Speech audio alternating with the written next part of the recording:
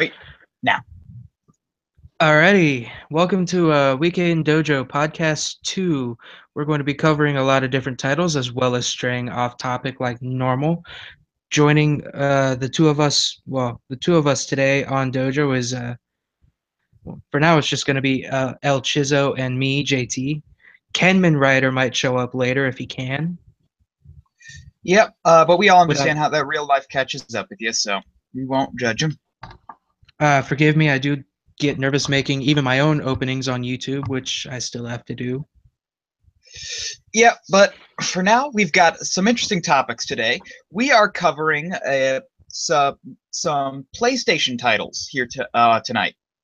We're just covering Sony in general, to be Yep. honest with you. Yeah, I So gotta let's figure it start out. with one of the more popular game producers for Sony since the PlayStation 1. Let's talk about Naughty Dog. Naughty Dog. Yeah, that's after the recent little bit with Uncharted, which I'm sure a lot of people bought, but it just got ran into the ground. Hell, they made four titles for it. They're bringing back one of their what is that? What's the word I'm looking for? Their flagship. Thank you, flagships. They are remastering in complete and total 3D without all the blocky graphics. Crash Bandicoot in its original glory. The Yeah, platformer just where you just jump forward, you run the straight. original one of the original Temple Runners. Yes, that's a good way to put it. Now, Ca- I am actually a big fan of Crash Bandicoot. I have the PlayStation 1 game. I'm unable to play it at the time because I only have the PlayStation 2 and all my DualShock 2s are just dead. How'd you kill a DualShock 2? Those things are supposed to be indestructible, dude.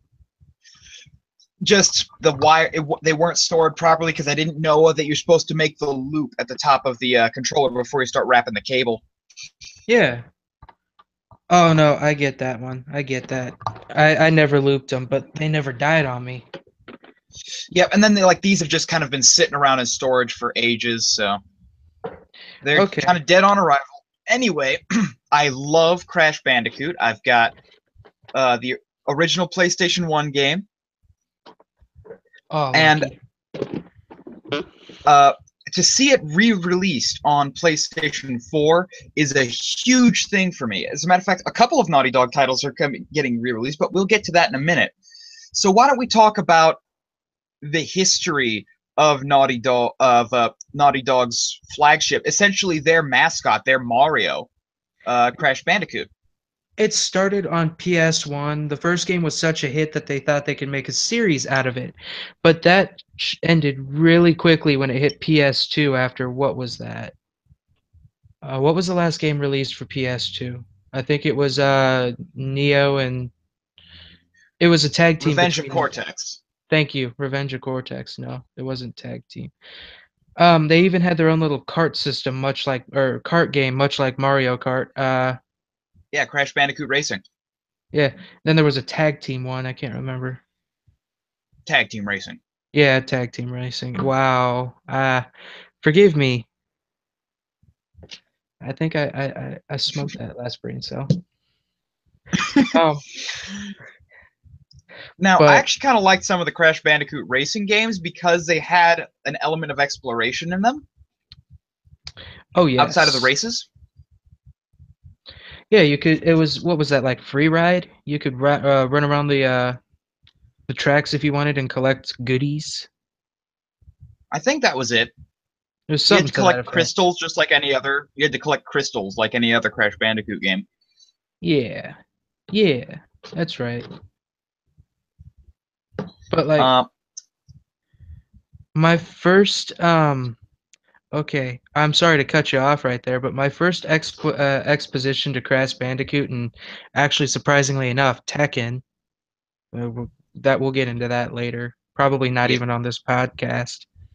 Was actually at my grandmother's friend's house or a friend's place. They were the most lovable hippies in the world. Like gotta love some hippies, man. they were hippies, but they somehow had like consoles and they were just into some weird shit. Like, I don't know how to explain it, but I couldn't get away without watching Pee-wee's Playhouse at least once. Oh, sorry to cut you off. We got some chats coming in. Kung E. Mueller, who is hoping to be a late night show host at some point. He kind of does that on YouTube right now. Has asked a question, and we will answer that later at the end during the Q&A, Kung E. Mueller. And then Kemen Ryder is popping in, just saying he's busy. So he might, just saying he's sorry he's busy. It's okay, man. We'll be at this for a little while. If you don't get home by then, we won't hold anything against you. Thanks for dropping in. Dude, we can sit here and just kill an hour and 45 minutes on podcast. You're fine, dude. Anyway, so you were talking about these hippies that you knew who had consoles. Yeah. Anyway, where was I? Oh yeah. Introduction to Crash Bandicoot. Yeah, it was my first introduction to Crash Bandicoot, and I was very, very small. I had actually like bitched and moaned enough to my mother to where we got a PS1, but she didn't get Crash Bandicoot. Yeah. My Aunt Jen ended up with it though. Crash, that was such an awesome series. At any rate, Yeah. that was my I was first. introduced to Crash. Sorry, that was my first introduction, and I've stuck with the first game ever since. Just the first game. I was introduced to Crash Bandicoot as a series when I was very little, and went over when I had to be babysitted or babysat. Babysat. I don't know what the friggin' past tense is. Anyway, It's babysat. they had two older kids, kids older than me, who had a PlayStation. There, the PlayStation, gray old brick Yeah, of a thing, I had the mini. and they had a couple of different Crash Bandicoot games, and that's how I got introduced. By the time I got my first video game console, the PlayStation 2 was out, so that's what I got. And the game I rented almost every weekend was not Crash Bandicoot, but it was a Naughty Dog game, which would have explained why I liked it so much. I got Jak and Daxter. Now, I didn't play that one, so this is pretty much all on you to keep everybody updated and informed. Okay, so for those of you who don't know, Jak and Daxter is another successful series or the Jak series, that's JAK series, was another successful series by Naughty Dog after after Crash Bandicoot kind of petered out. And it definitely has all of Naughty Dog's paw prints all over it. Especially if you look at Daxter. He is very clearly inspired by Crash Bandicoot. Really? And it Paw prints? Oh yeah. Yeah. I'm going there. Mm-hmm. Continue. Bite me. That was punny.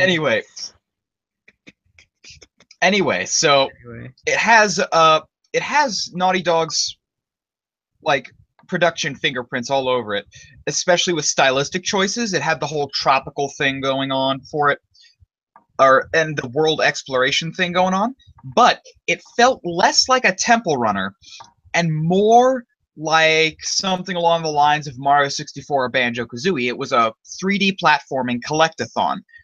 And I don't get why people dislike those kinds of games. For me, that's my favorite game genre. Just because I'm mindless like that. I just like going around. It's like, okay, next one.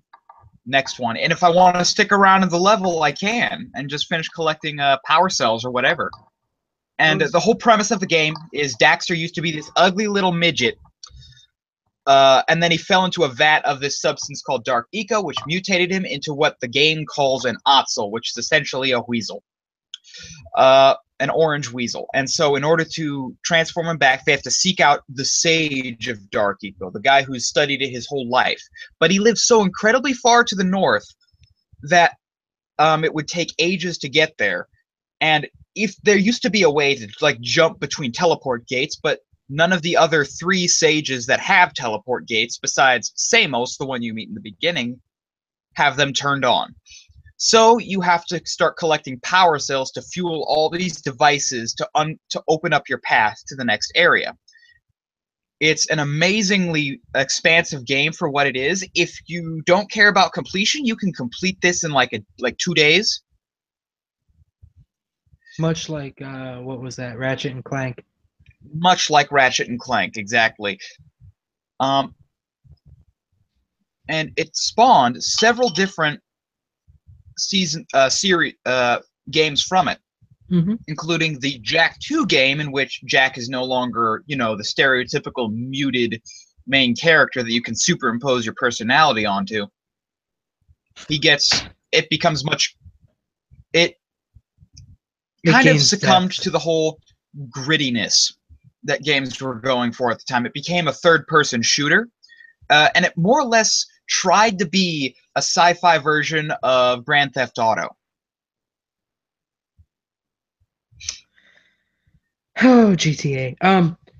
But much in the way of I didn't care too much for those gritty games, to be honest with you. If I was gonna play a platformer like that, I wanted to see like the mute character, the one that gives off goofy facial expressions like, huh? You know? That's just the Very true, but like I said, this became less of a platformer collectathon and more of a GTA-esque mission-based game.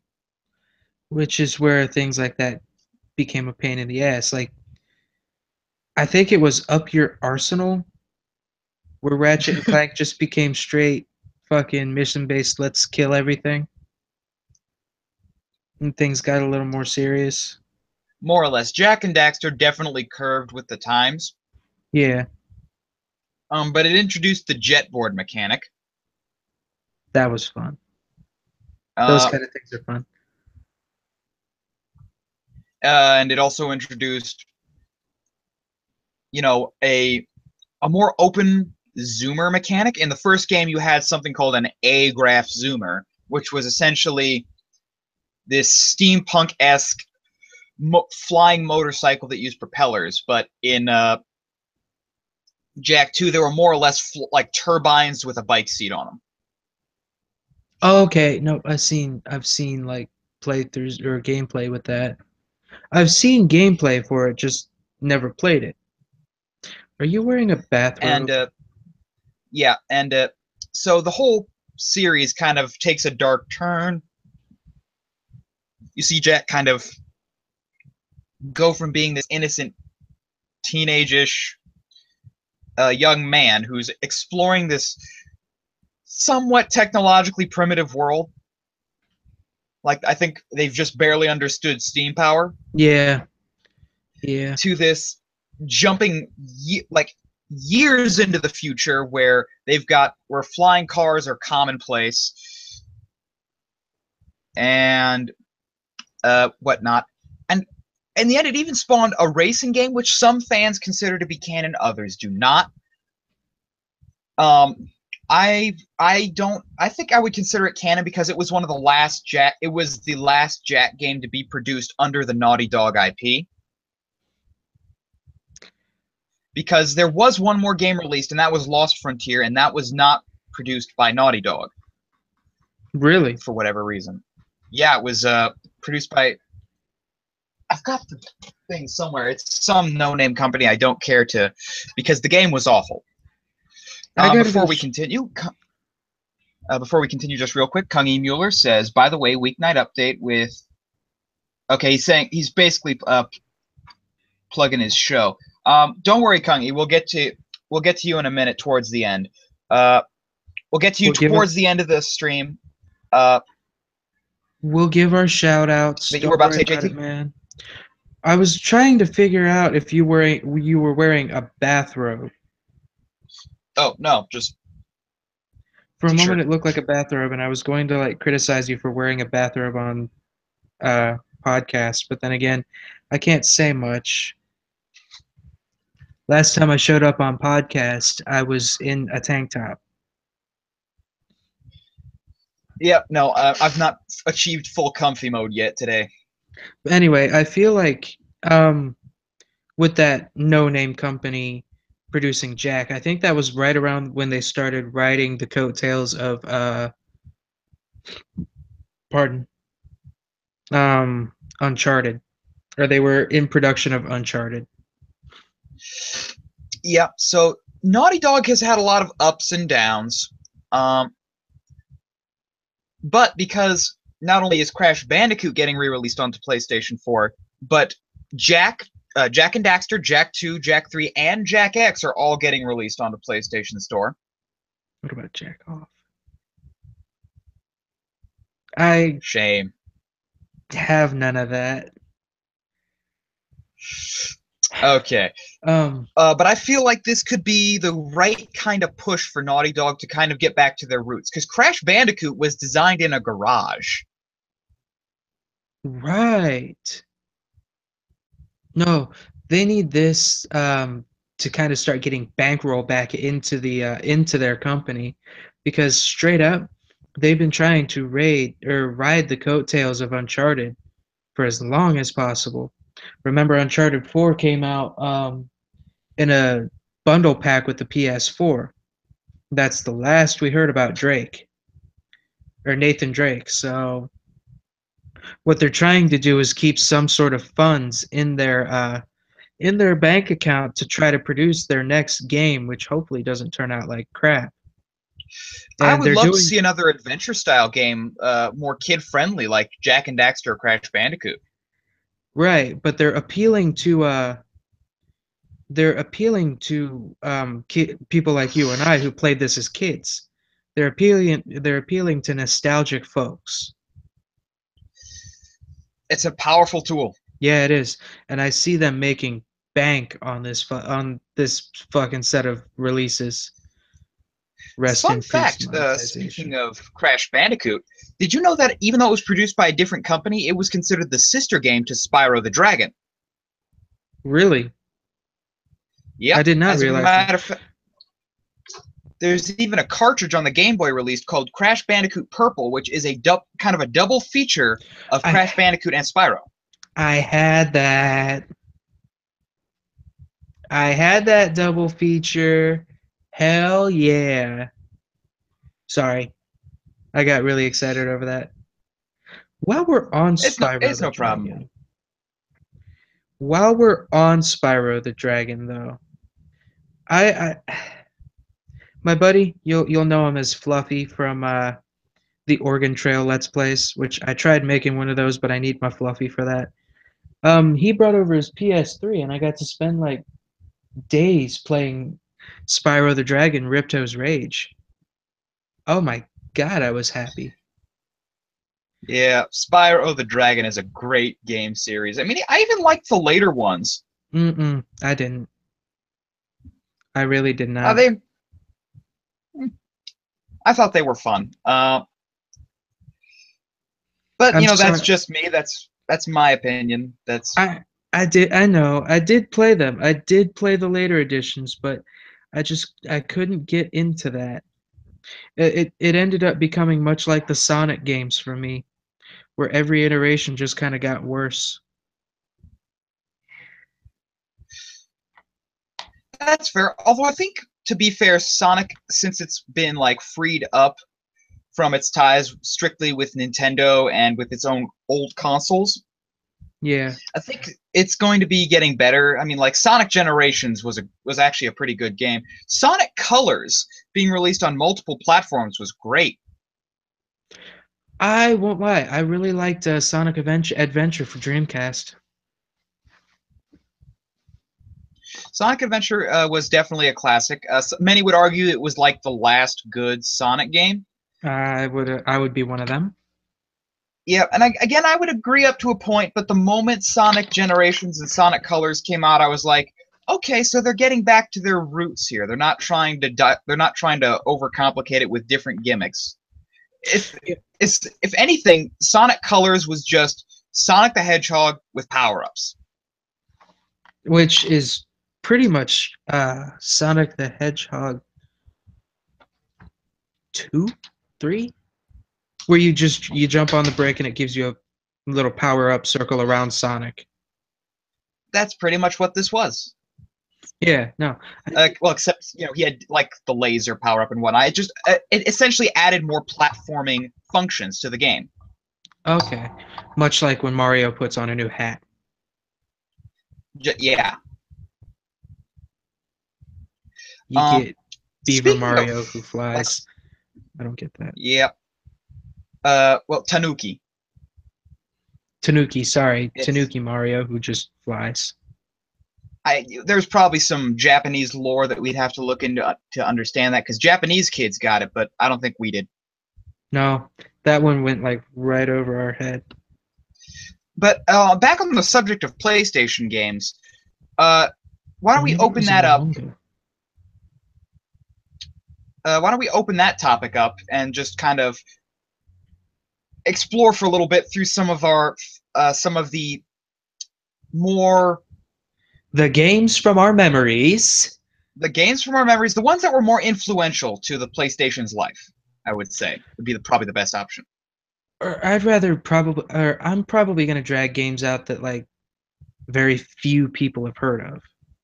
And you know what? Okay, we'll do some more obscure games first, and Um, I don't know if it's obscure or not. I know there's a lot of people who haven't played it, at least that I've talked to, so I'm just going to put it out there. Do you remember the game Parasite Eve? I do not. What?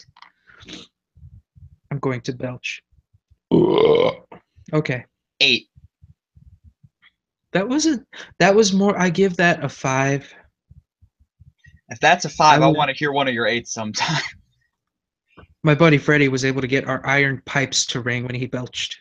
All Anyway, right, so Parasite Eve. It was a Square Enix game, actually, I do believe. Well, Squaresoft at the time.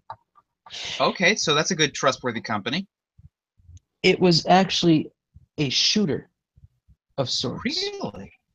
A rail shooter Yes. or Okay, a rail shooter.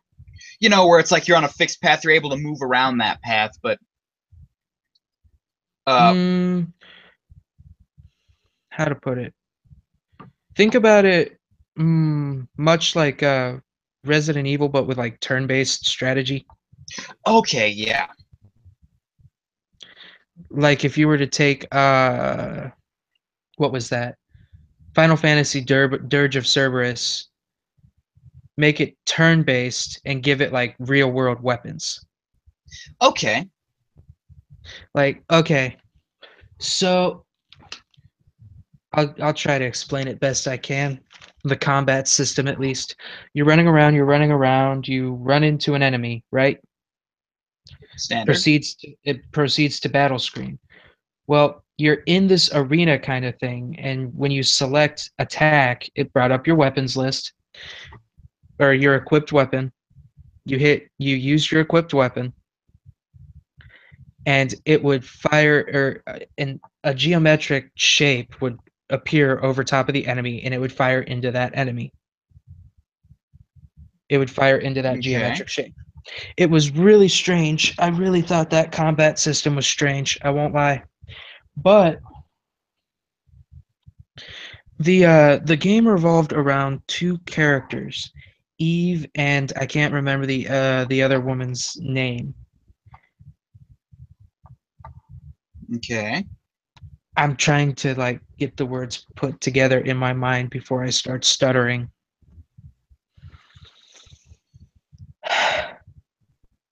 Okay. Um, Eve and this other woman were both genetic experiments.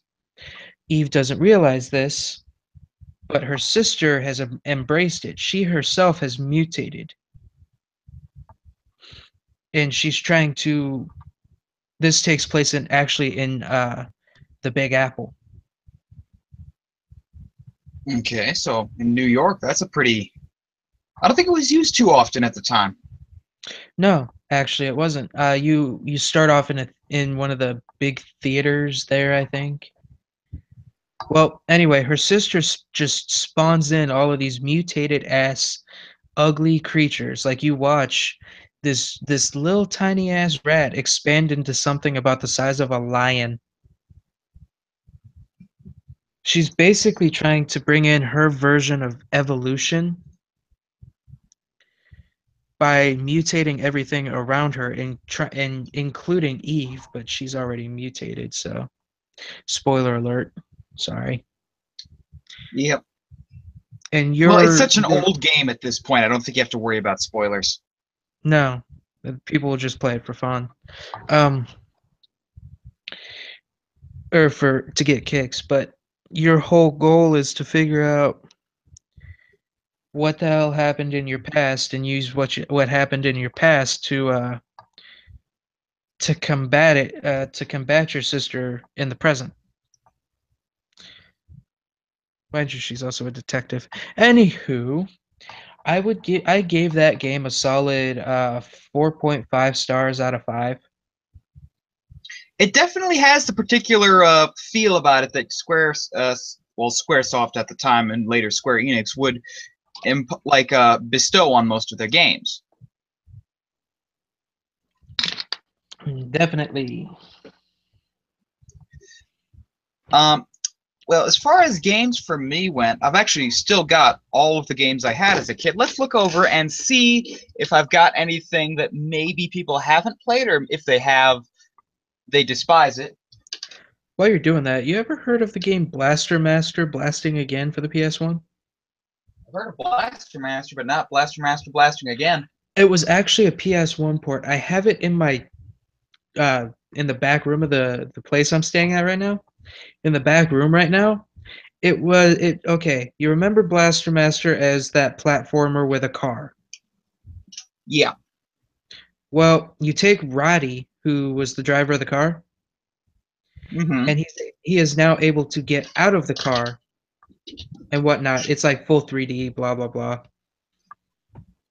You still have the car. The car still jumps. You still live underground, right? But now it added the mechanic of Roddy being outside of the car to do certain things. Okay. Um, Storyline's pretty much still the same. It's just a continuation of the same shit. You still get upgrades to your car and whatnot. But that was a game I played at a very young age as well, along with what was that? Well, let's just continue with PS1 because I don't want to get or I feel like getting into PS2 right now would be a little much. That's fair. Well, all I've got is my PS2 collection over there.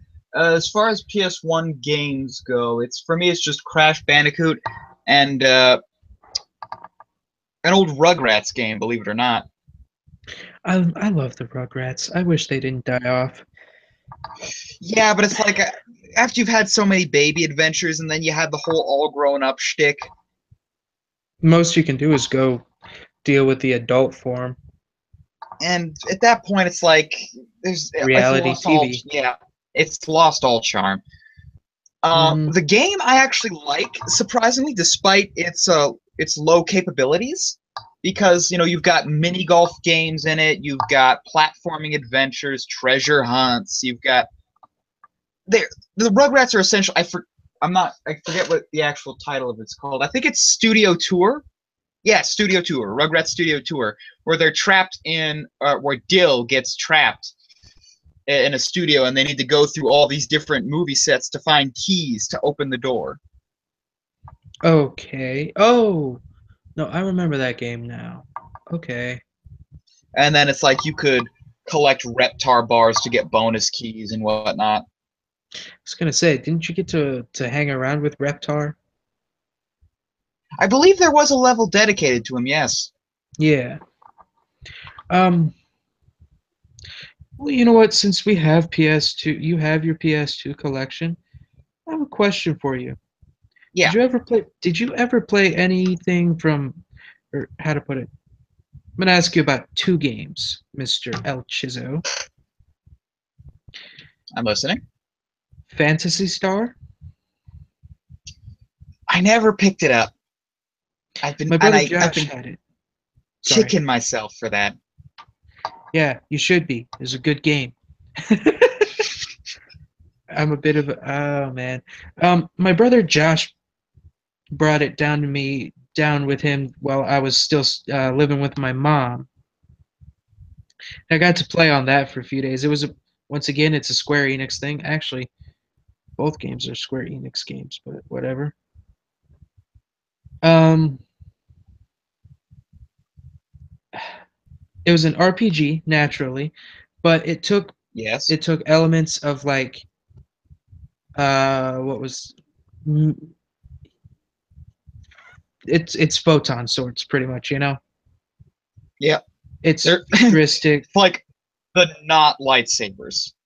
Yeah, the not lightsabers, but they were huge, okay? Whereas like lightsabers are a little beam, these photon swords pretty much look like Ichigo's freaking Zanpakuto on crack. You Yep. had a I remember combination. I remember people actually bought special custom controllers from Logitech that had built-in keyboards for this Yeah, game. yeah. I remember that. Yeah, that's right. My brother Josh did not. He just played the game. But he's straight. You had combinations, right? Actually, Hmm. we're still anticipating Phantasy Star Online 2 for PS4. I'm waiting on it. I don't know if it came out or not yet. It's supposed to be an online game or an MMO. Anyway,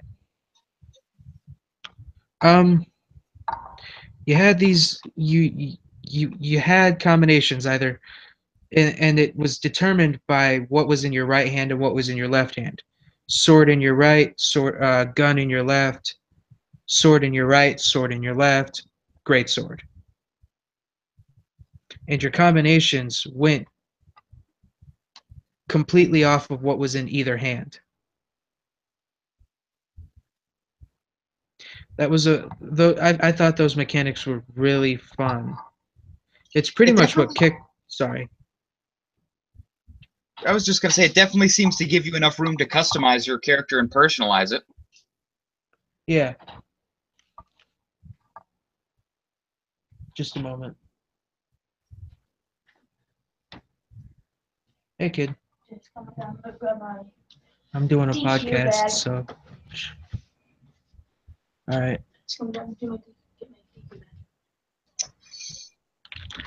Anyway, Anywho, so uh, there have been rumors then circulating about Fantasy Star 2. actually yes, and they had an entire anime for it to advertise this game. Oh, then it must be out of some capacity somewhere. Yeah, I will look that up real quick. Actually, I'm kind of curious. Yeah, and while you're looking that up, didn't you say there was like another game you wanted to ask me about? Star Ocean, Star Ocean. actually. I don't think I ever played. I don't think I ever owned it. I may have rented it from Family Video at some point. Oh, Ah, video the rental. only surviving that's still surviving. Oh, Nice. I do believe it's here.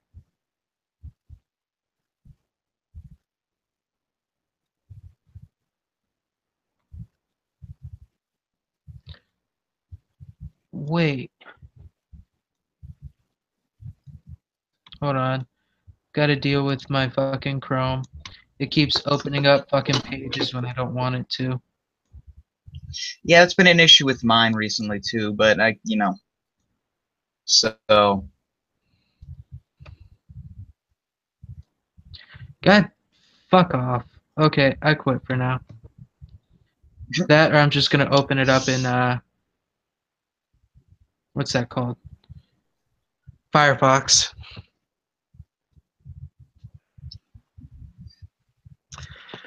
The only reason I so I may have use rented it. sorry. I I do suggest picking it up. It's definitely a worthwhile game.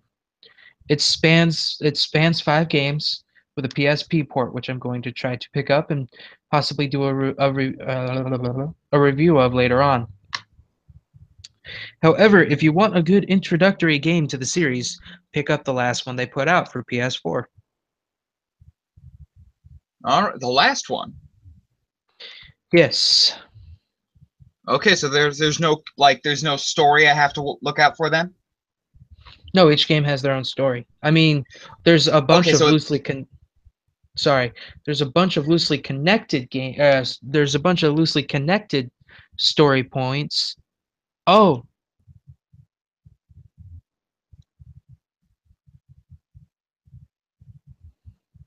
yeah, um, there's the announcement trailer. you look like you're about ready to piss yourself. Where's the news? Ladies and gentlemen, you're watching your first live stream reaction of JT Games TV. Come on, load. Ah! Oh, I activate Adobe Flash. Allow and remember. We'll just activate Flash and see if that helps me out. Oh.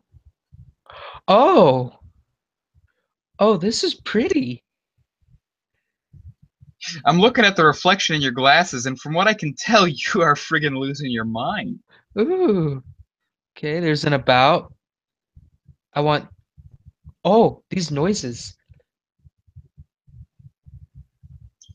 They can't hear a thing you're saying, by the way. They can't hear a thing that you're listening to, so. That's fine. Okay, I can. Okay, when's it coming west? Oh, it's a free-to-play title. No shit. Is it on Steam? Guess where I'm going next. Ladies and gentlemen, I think we have just discovered what the true subject of tonight's stream will be. We're going to follow JT on this little adventure of his. No, this is you guys pretty much get to see what I do in my spare time. Well, not physically see, but you know what I mean. You get to see my reactions. This is what I go through on a every 2 hours.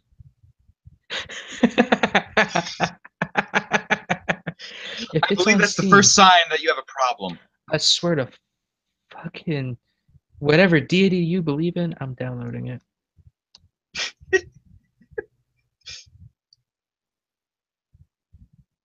Fantasy Star 2.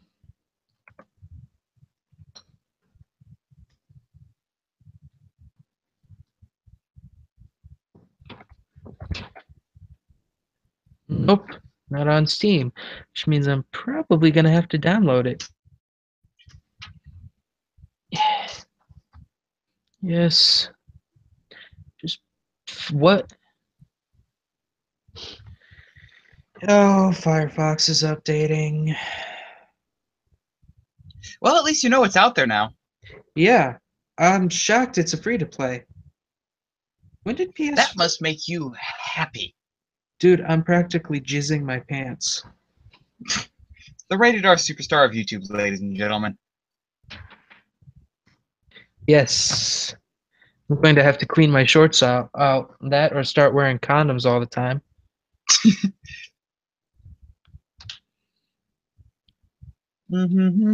Here's the noises. Media, trailers and screens, artwork, features, races, classes, customization, enemies, about PSO2.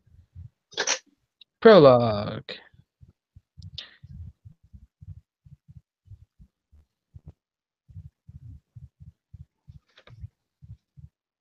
That's the news.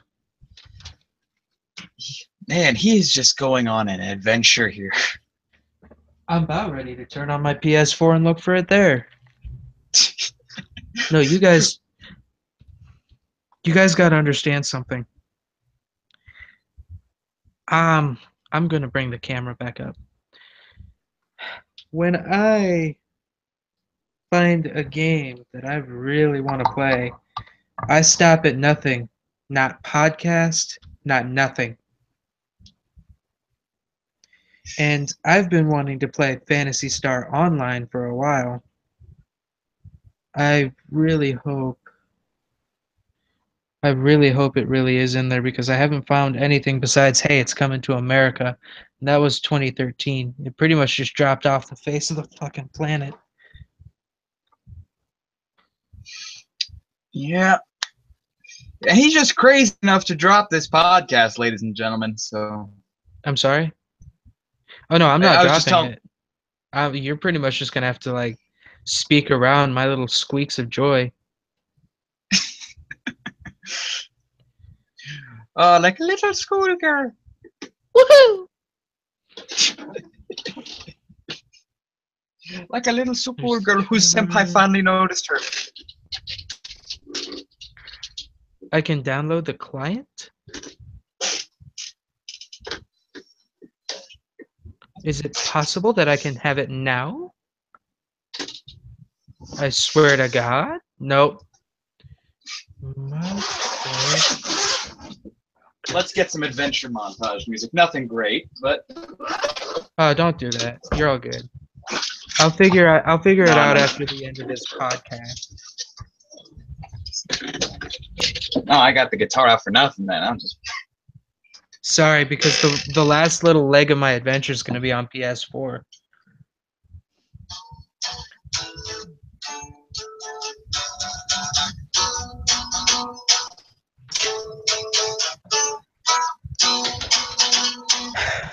So he's had his whole adventure, I guess, just parabolic there.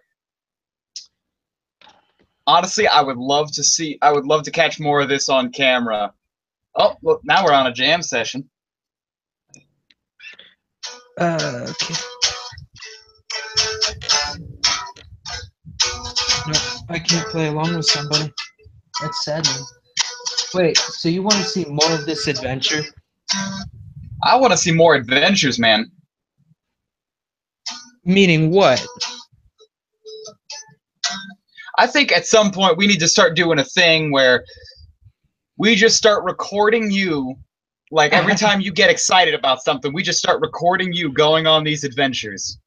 Well, I mean, look, I have a very, very one-track mind, and this, mind you, this track goes in zigzags.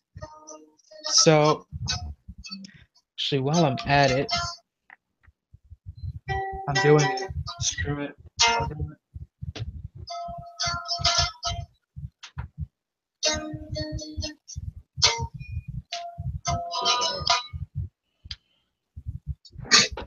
You win. I'm doing it. Oh, he's doing it. If it's not on console, then for some reason it was dropped. At which point we know that he's going to go further down the rabbit hole to figure out why so that he can bitch about it. Pretty much.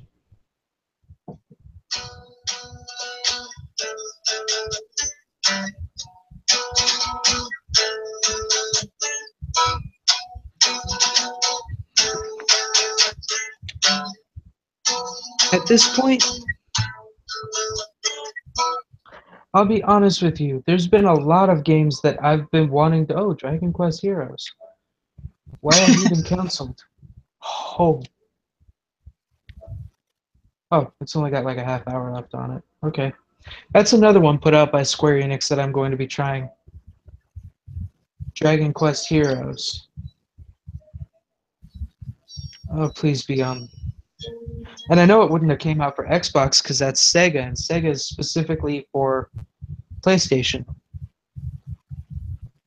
Anything Sega has is a PlayStation exclusive. Now it is, yeah. Yeah. Well, that started right around Sonic Generations, I think it was. yeah, oh, I'm not seeing it.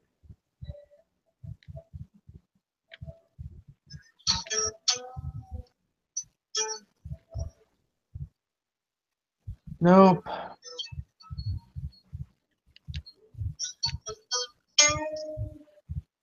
For some reason, it's completely gone.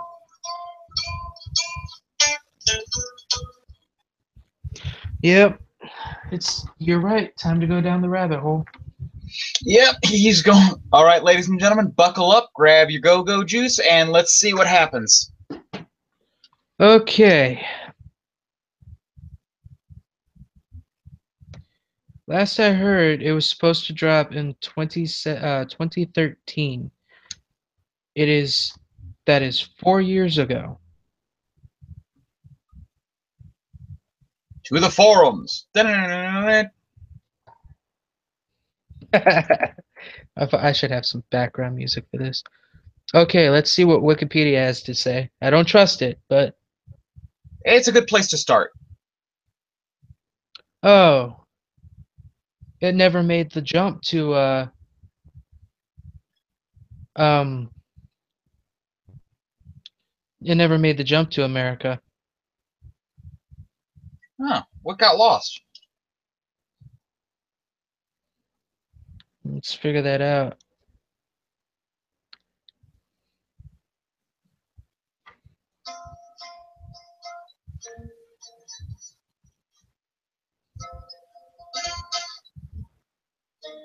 Still unavailable in the West.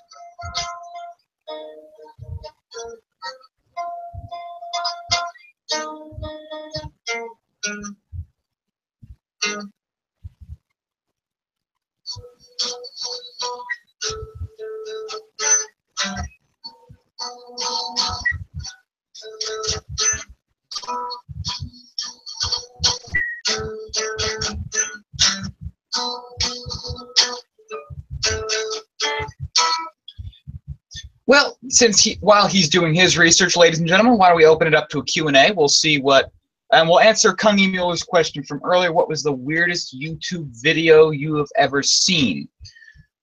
Well, the weirdest YouTube video that I've ever seen actually goes way back to the early days of the internet. And it would have had to have been, it was a Nyan Cat kind of epic battle, believe it or not, where there was this whole narrative around Nyan Cat fighting Tak Nain. Blame. Oh, JT sounds like he's on the verge of something here.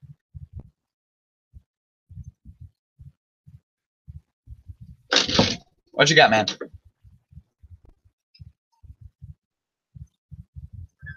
Uh-oh. JT, are you there?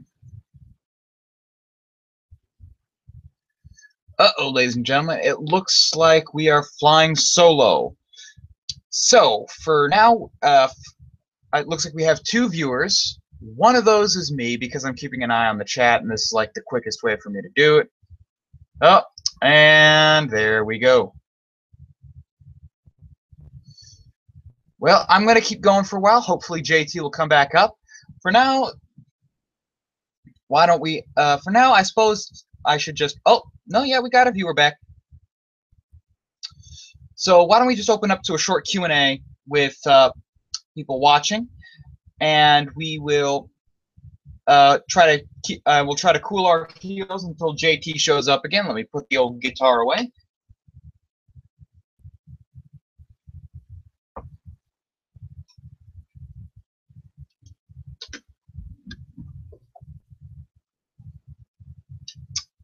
Yep, looks like JT's having connection problems.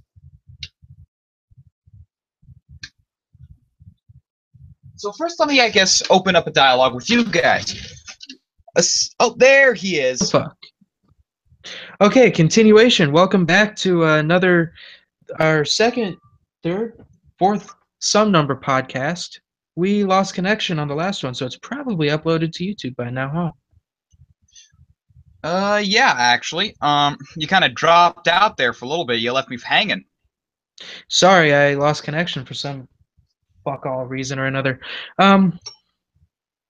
Basically, the only reason we're not getting Phantasy Star Online 2 in the West is because something got lost in communication in Sega Japan,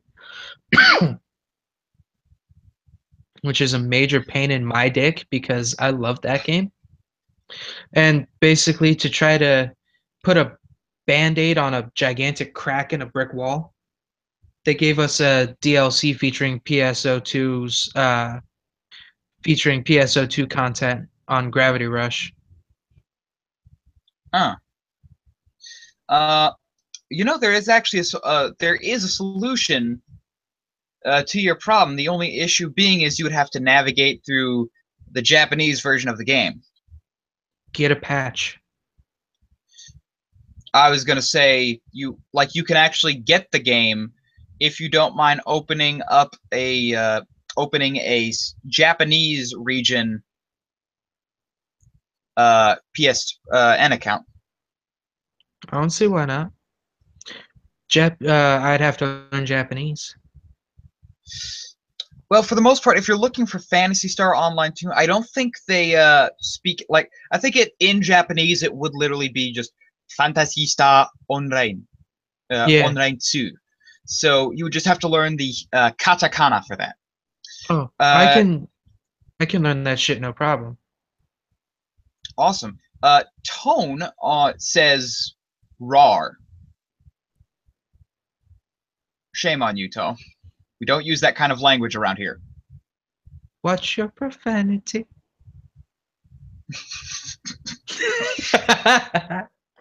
No, but that really is disappointing because that was such a fantastic game. And here we are reaching since I guess it really doesn't matter now that we have like part 1 of our podcast uploaded. How long do you want to do this? Believe it or not, we have not stopped streaming. Oh, really?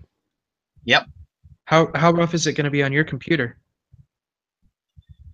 Not too rough, actually. I don't have a lot of shit open. Fair enough. Neither do I. Because, like, I kind of like podcasting. It is fun, and I would love to see us do more of it. Yeah. As I was saying before that interjection, it's a major disappointment because I loved that series, and with PSO2 being an online game, like a full MMO, I would have loved to see what was done with it. Absolutely. I mean, back in the days of the PlayStation and PlayStation 2, you had to essentially plug your console into your dial-up modem via an Ethernet cable. Yeah. For you to get any sort of multiplayer. Yep, and it's not like people were afraid to use it either. I mean, granted, there is one MMO out for PS4/Xbox One that's free to play, but that one's just a pain in the dick to play. It's called Onigiri, translating out to fucking rice ball. That's right. You actually reviewed that game, didn't you? Yeah. I mean, I listed the good points, I listed the bad points to it. The bad points being it's actually the combat system's a pain in the dick to use because it's not like you move your head around the world. It's more like the whole world revolves around a targeting reticle.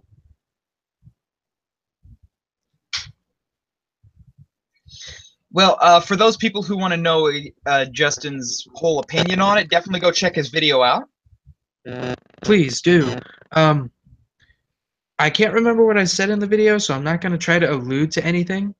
Just check out JT Games TV, Onigiri Ridiculous Reviews. Ridiculous Review Onigiri. Yeah, I need to start memorizing my channel. Hey, I just got the notification from YouTube telling me to watch our live stream.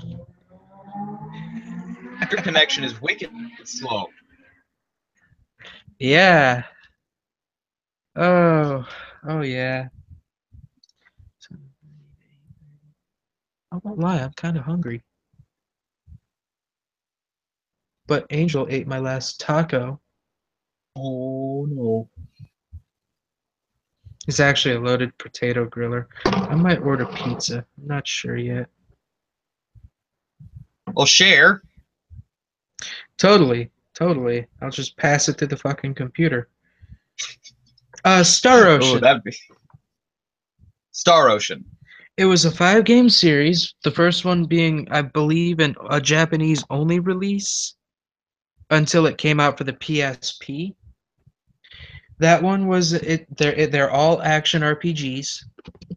Yeah. Um, how to put it? The first one was kind of like a top-down little. You remember the remake of Final Fantasy Original for PSP? I Yeah, didn't they. have a long. I didn't have much experience with the PSP. Depending on how things go, I might send you mine with like Persona 4 or Persona 3 Portable. I am always cool with getting free shit. Yeah, because I'm thinking I might just buy a PS Vita.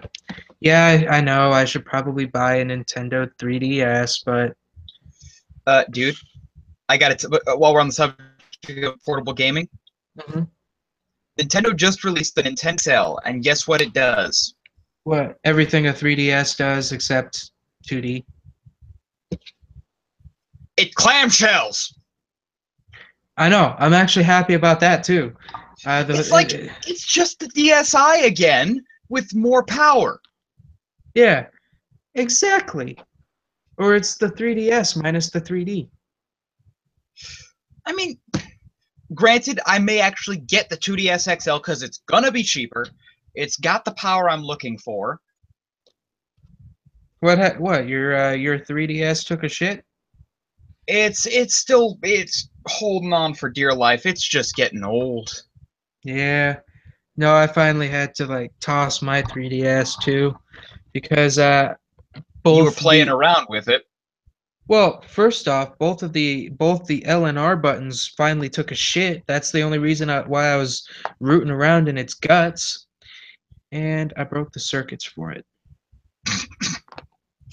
I'm not laughing. I laugh. I broke the fucking circuit for the left trigger.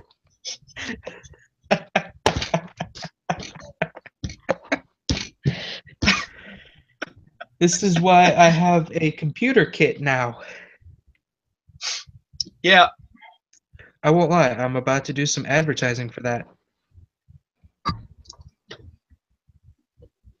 yeah. For those of you who are wondering, like, yes, I do still have my 3DS, but I play this more than I play my 3DS at this point.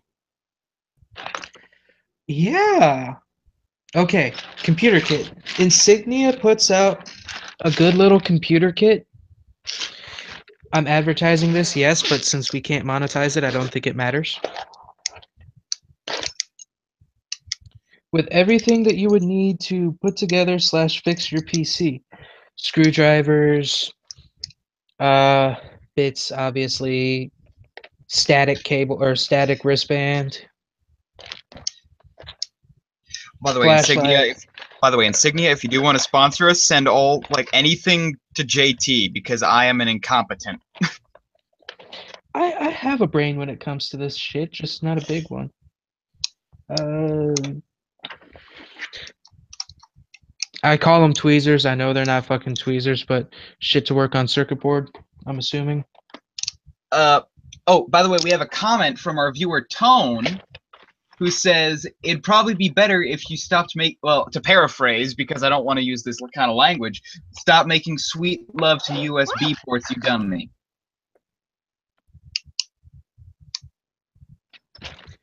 I've done it so much, my dick's shaped like a USB. Wait, can I see these? Can I see these Yeah, just log comments? on to the video and turn it on silent. I don't see anything. Oh, they're in YouTube, huh? Yeah. Oh, There's a way so that we can see it on the window itself, I think. I just don't know how to go about that. I don't feel like dealing with that pain in the ass. Yeah, if you just go right to the YouTube video. Yeah. Actually, fuck it. That's on my phone. I think I'll just do that from there. Sounds good. Um, but yeah, it's like I used to be this huge portable gaming nerd. I still have my portable gaming bag. which has my 3DS, my DSi, my Game Boy Color, and this.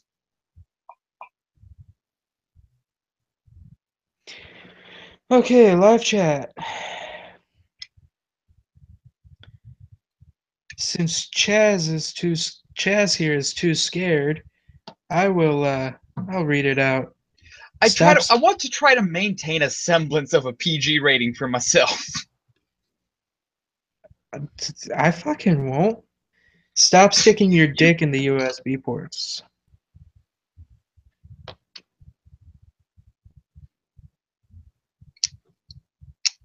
He looks like he's considering it.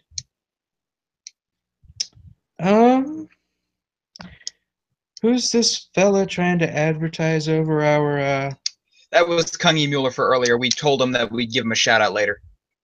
I know. Who is he? Anybody we know? Someone that Kemen Ryder knows. He does weekly shout outs to Kungi Mueller. Kungi Mueller also does like a late night talk show style thing on YouTube. And I actually am really interested in maybe doing something with him in the future. Okay. That's fine. Oh, and Kemen Ryder W says he will be on in 20. In 20. Okay. That means I get to be relieved from duty for all of about 5 or 10 minutes to smoke a cigarette. Yep. Anyway, so as long as we're on the subject of portable gaming, let's talk about mobile gaming. Okay, we'll talk about it. Now, I know, yeah, now some people would frown upon it. Let's talk about, just like talk about how much some people get into it. Please do. Like, I'm not one of those people. Yeah, I have my fair share of mobile games to pass the time, but I'm not an avid mobile gamer. There's fair. I mean, there's actually people who go out and buy USB controllers for Bluetooth. portable, Bluetooth, sorry. Bluetooth controllers for the purpose of mobile gaming. And it's understandable because, believe it or not, the sheer number of Chinese PS4 title knockoffs on the mobile kit is astounding, and they're actually fun to play for some people, for many. Oh? Yeah, like there's at least a couple of Overwatch knockoffs. Oh, what was that? Templar? Something like that? No, not Templar.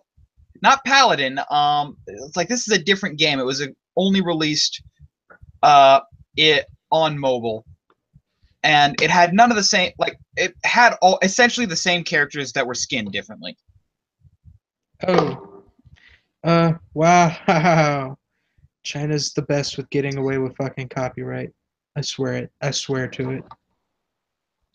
Yeah, but it's actually a solidly built game. It has many different game modes. The graphics aren't fantastic, which means you don't have to really hope for high power on your phone. I believe you can hook up a Bluetooth controller to it.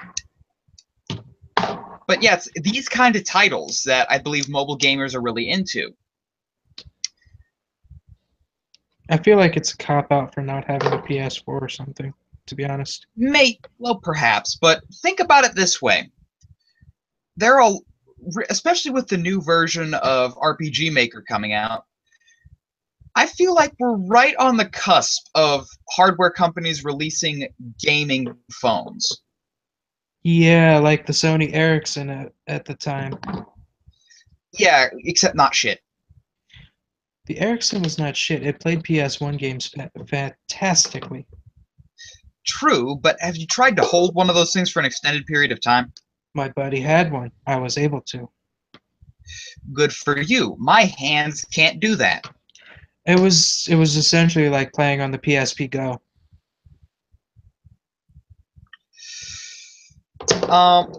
But I feel like it could be done again, and it could be done right. Maybe just without the sliding function. Yeah. And believe it or not, there have been the gaming phones released in the past, even before smartphones.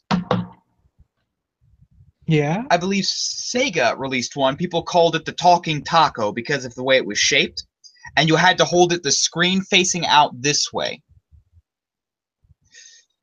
The trouble with it was if you wanted to play a game, you had to open up the back, take out the battery, put the game in, because the game had its own power source. Oh, that could potentially be dangerous. Yep. And that didn't launch so well. And yeah, there was you had your PlayStation phones. But I feel like if we were to do it now, and viewers, if you care to comment, please give us your opinions. Do you think gaming phones are a possibility? And if so, how would you design it? Well, please do comment. Well, back to the GPD win. You know, that Exactly, comes the with its GPD. that comes with trigger buttons, joysticks, and your WASD or not WASD, XYAB buttons. So there's that too. If they could shrink that down just a little more. Yep, I would say the miniaturization of technology is part of technology in general. Having that as a phone would be interesting too, because how would it be a slide out keyboard and controls, or would you have it clamshell like on a double hinge? I feel like it'd be cool. Okay, anybody who's seen the anime The World God Only I knows about love that that. knows about that dude's little PFP with the shootout keyboard. Yeah. That's what I You know, imagine. I heard some people modded their PSPs to do that. Ah, I want to know how. I would love to know how because that is awesome. That would be an awkward thing though, because like the keyboard is down here in the middle, and then your controls are up here on the side. So you're either doing this or you're holding it down here like this. Well, what about putting that would be like putting actually I have the prime example for this. Give me just a moment. I'll be right back, my viewers. Our viewers. Yeah, they're your viewers. They're my viewers. They're Kenman Riders viewers. They're everyone on the. They're every Dojo Masters viewers. By the way, I don't think he's taken off his Turtle Beaches yet. That's got a crazy. Tone here is calling me a perv for watching that show. Personally, I thought it was a great comedy. I got immense enjoyment out of just the jokes alone. And to be honest, I'm able to watch quote unquote etchy. I felt like this show was more moe, but I felt like I can watch an etchy anime without, succumbing to the male desire. Uh, Thanks for the comment, though, Tone. So far, it looks like you're the one keeping this running. And wow, Justin is really taking his time hunting that down. As far as anime, as long as we're on the subject of anime while he's out doing his thing. I kid. I watched it too and thought it was good. Yeah, that's essentially my thoughts. As long as we're on the subject of anime and typical things, I want to talk about something uh, real quick, just because we could all benefit from thinking about is just the direction anime has gone. Let me pull something up here real quick because I forget who made this video and I want to credit him. I think it was Professor Otaku D2 is what he called himself. I could be totally wrong. I think it was Professor Otaku D2.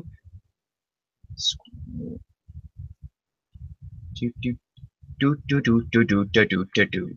Come on. Where is it? Anyway, he talked about how essentially mecha anime is dying. Anyway, we will talk about that some other time. I'm not an anime reviewer, and here's JT. Well, So you boys had and your girls, prime example? much synonymous with Murphy's Law. When I see something I want, or I don't need, rather, I see something I need now, I can't find it. But when I don't need it, it'll show up. Essentially, it's just a controller or a keyboard that goes underneath of the PS4 controller. Here. Ah, yes, we've seen those. So you hold it pretty much like so, but come down here to type.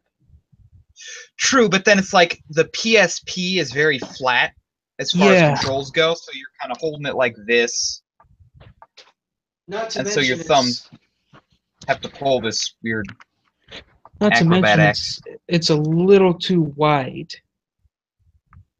Well, just hold it between your index fingers, you'd be fine. Yeah, I suppose you're right. I do really hope physical controls stick around, to be perfectly honest. Yeah, VR is nice and all, but there's nothing like holding a physical controller in your hand. Yeah, especially when you start getting like dead zones. Oh, right. Actually, you know what I would like to see come to VR rather soon? What would you like to see? Granted, I've played these games before. Sword Art Online. Yeah, I could see. Wait, why? Why? Don't you know what happened? They warned you about this. Well, granted, they might have warned me, but at least it's not like we're taking our consciousness and putting it in a fucking avatar.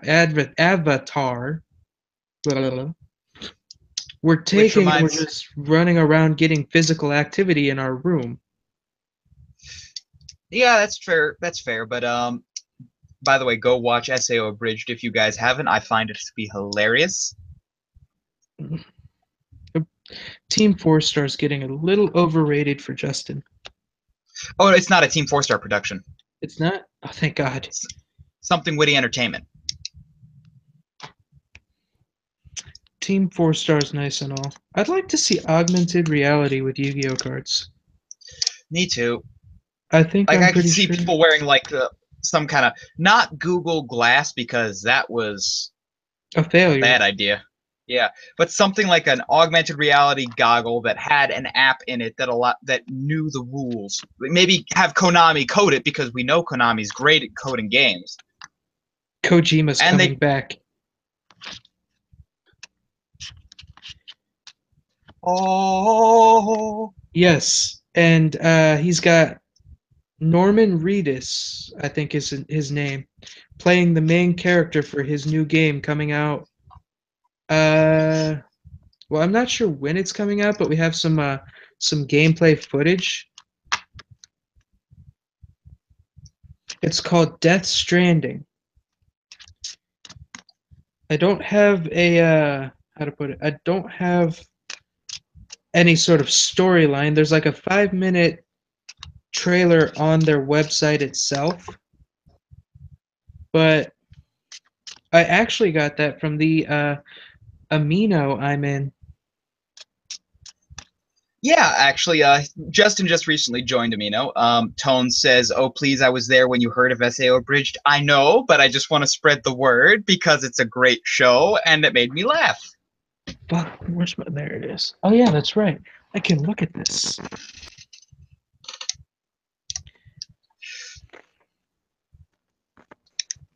I lost track of something somewhere. Oh, I was looking at chat. Oh yeah. So Justin is on Amino.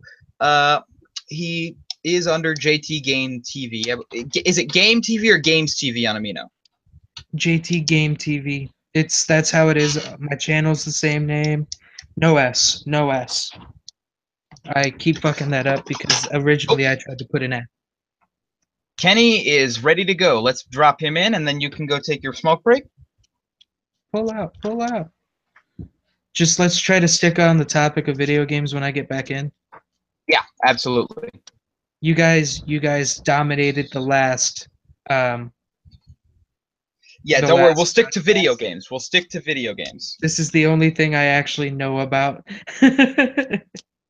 Yep, we're just waiting on him to drop in. The invitation was posted. Question: is that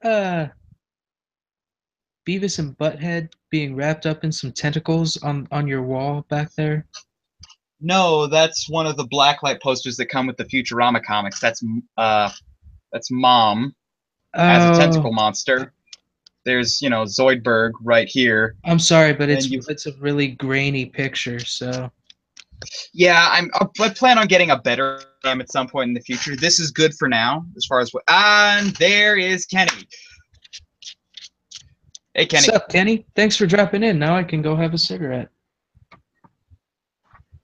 Be back in 10. Kenny, you might want to futz with your mic a little bit. I can't hear you, buddy. You can do this. Use the force.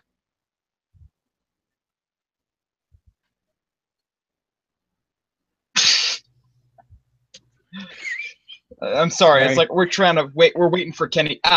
We're waiting on Kenny to figure out his mic problems, and JT's over here just making faces.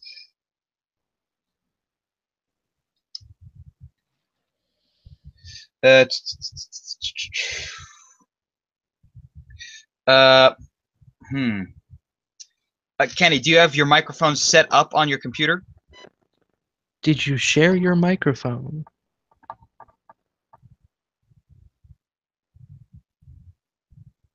I'm getting some kind of feedback from you, buddy. It's check your settings. Maybe you defaulted to audio or.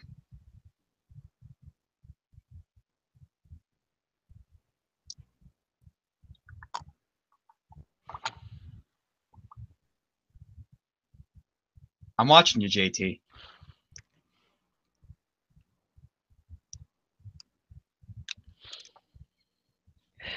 Okay. I didn't know you were into voyeurism. Behave. Oh, behave. Okay, listen, Austin Powers. How about you go take your smoke? We'll sit here and and we'll sit here and try to figure out Kemen Ryder's problem. I can't hear you. Kenny. Yeah. Hold on. Tone, I've what are got you him on staring Amino. Let me. Oh, there he goes. Let me just message him. Tell him to switch to his phone because he can hear us on there. Tone, what are you staring at? Please tell us. It's either gonna be my scruff, my ponytail, or she's going to, or the noises you were making put some kind of fantasy in her head. Are we getting our first gay ship? I hope not.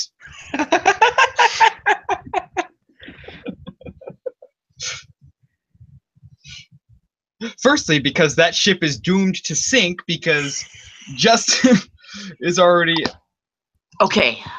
Okay. There he is. Okay. Oh, Justin, you can go smoke. Kenny, I know! It is a gay ship! I'm gonna put my earbuds in the seat. I'm gonna put my earbuds in. Okay, dope. Settings. I can still hear you, and can you still hear me? Yeah, I can Give still him a hear bit you. of an overview of the topics. Yeah. Okay. So I wouldn't screw with your settings then. As far here, the topics so far have been talking about mostly PlayStation games. Ooh, I got some. Have kind of. Yep, and we kind of went into portable games a little bit, but if you since you just jumped in, why don't we drop on back to PlayStation games, and why don't you tell us about some of your favorites? Shadow of the Colossus. Shadow of the Colossus. Star Wars Battlefront 2.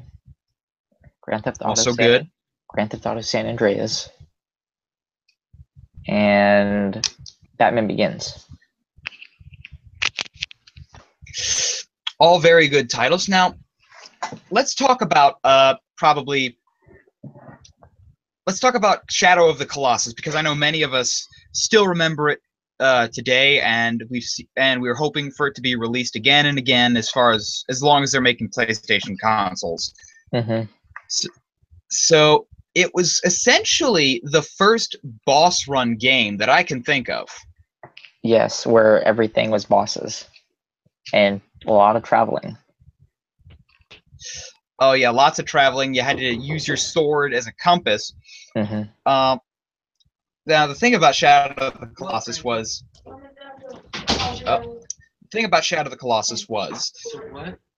it gave you a sense of just how small you were. It's my Yeah. chore.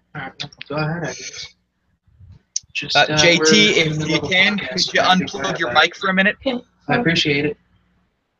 This is literally just my chore for the day. Okay. He can't hear a thing I'm saying. Oh, have fun. You'll disconnect him? He's coming down to wash the toilet. No, he's still here. Don't worry about taking the stuff off the side of the sink, just the inside of the sink. JT! We'll get that part ourselves. You able to disconnect him? I'm not gonna disconnect him. He'll be back. Okay. But it did give you a sense of how small you actually were in comparison to these. Mhm. And Yeah. While the narrative wasn't very prominent, like you understood what you were doing, you were trying to bring your girlfriend back to life by killing the Colossi, Mhm. it wasn't very crucial to your enjoyment of the game. Right. Do you want to talk about the ending? Yeah, let's talk about the ending. So turns out you get turned into a baby when you turn your girlfriend, or you resurrect your girlfriend. Which doesn't that lead into another game? Doesn't that lead into Ico? Or is Ico a prequel to that? I don't know. It's one of the two, because we know they're connected. Yeah, as far as we know, they're connected. Actually, I've always wanted to, have some way to actually break down the lore and, expand upon it. Mm-hmm. What is Ico? What is the gameplay of Ico, by the way? The gameplay of Ico. Oh, well, here's JT, and we can ask him. Okay. Before we continue, JT, we heard your whole bit about needing to clean the bathroom. That's fine. I have to clean it, but apparently that's the kids' daily chore to clean out the bathroom, so I'm not complaining. Okie doke. Well, we were actually talking about Shadow of the Colossus and one of the other connected games in it, Ico. Oh, Dark Souls before Dark Souls. I got you. So what came first, Ico or Shadow of the Colossus? Shadow of the Colossus. Lore-wise. Well, lore-wise. Lore-wise, I believe Ico. Okay, that's what I thought. Now, what is the gameplay like in Ico? Think Dark Souls, but every single character is a boss. Okay. So it's the same as Shadow of the Colossus. Yeah, I do believe. There's no minion enemies. It's basically boss battles. Oh, so you just travel around and do puzzles to get to the boss fight? Yep. Okay, that makes sense. I'll look when, and I'll probably praise you for it tomorrow when you get back from school. This podcast is going to be a lengthy one, and I love it. Anyway, I love the kid to death. He's so eager for praise. Yeah. Oh, so, all right, what is our schedule for tonight? So I know what we're talking about, because I want to mention. We've kind of covered all the stuff we had scheduled. Okay. At this point, basically just bullshitting about games. At this point, yeah, like the topic is gaming. Okay, are people still online? Once again. Well, yeah, I believe keep- Tone is still watching. Speaking of which, she just said, also, no to gay ships or ships in general for ElChizzo. We were talking about that. No, while you were figuring out your issue with audio, JT was making some noises. And, well, He's like, "Did we just get our first gay ship?" And I was like, "I hope not." I hope not. And then she responded with, "He knows."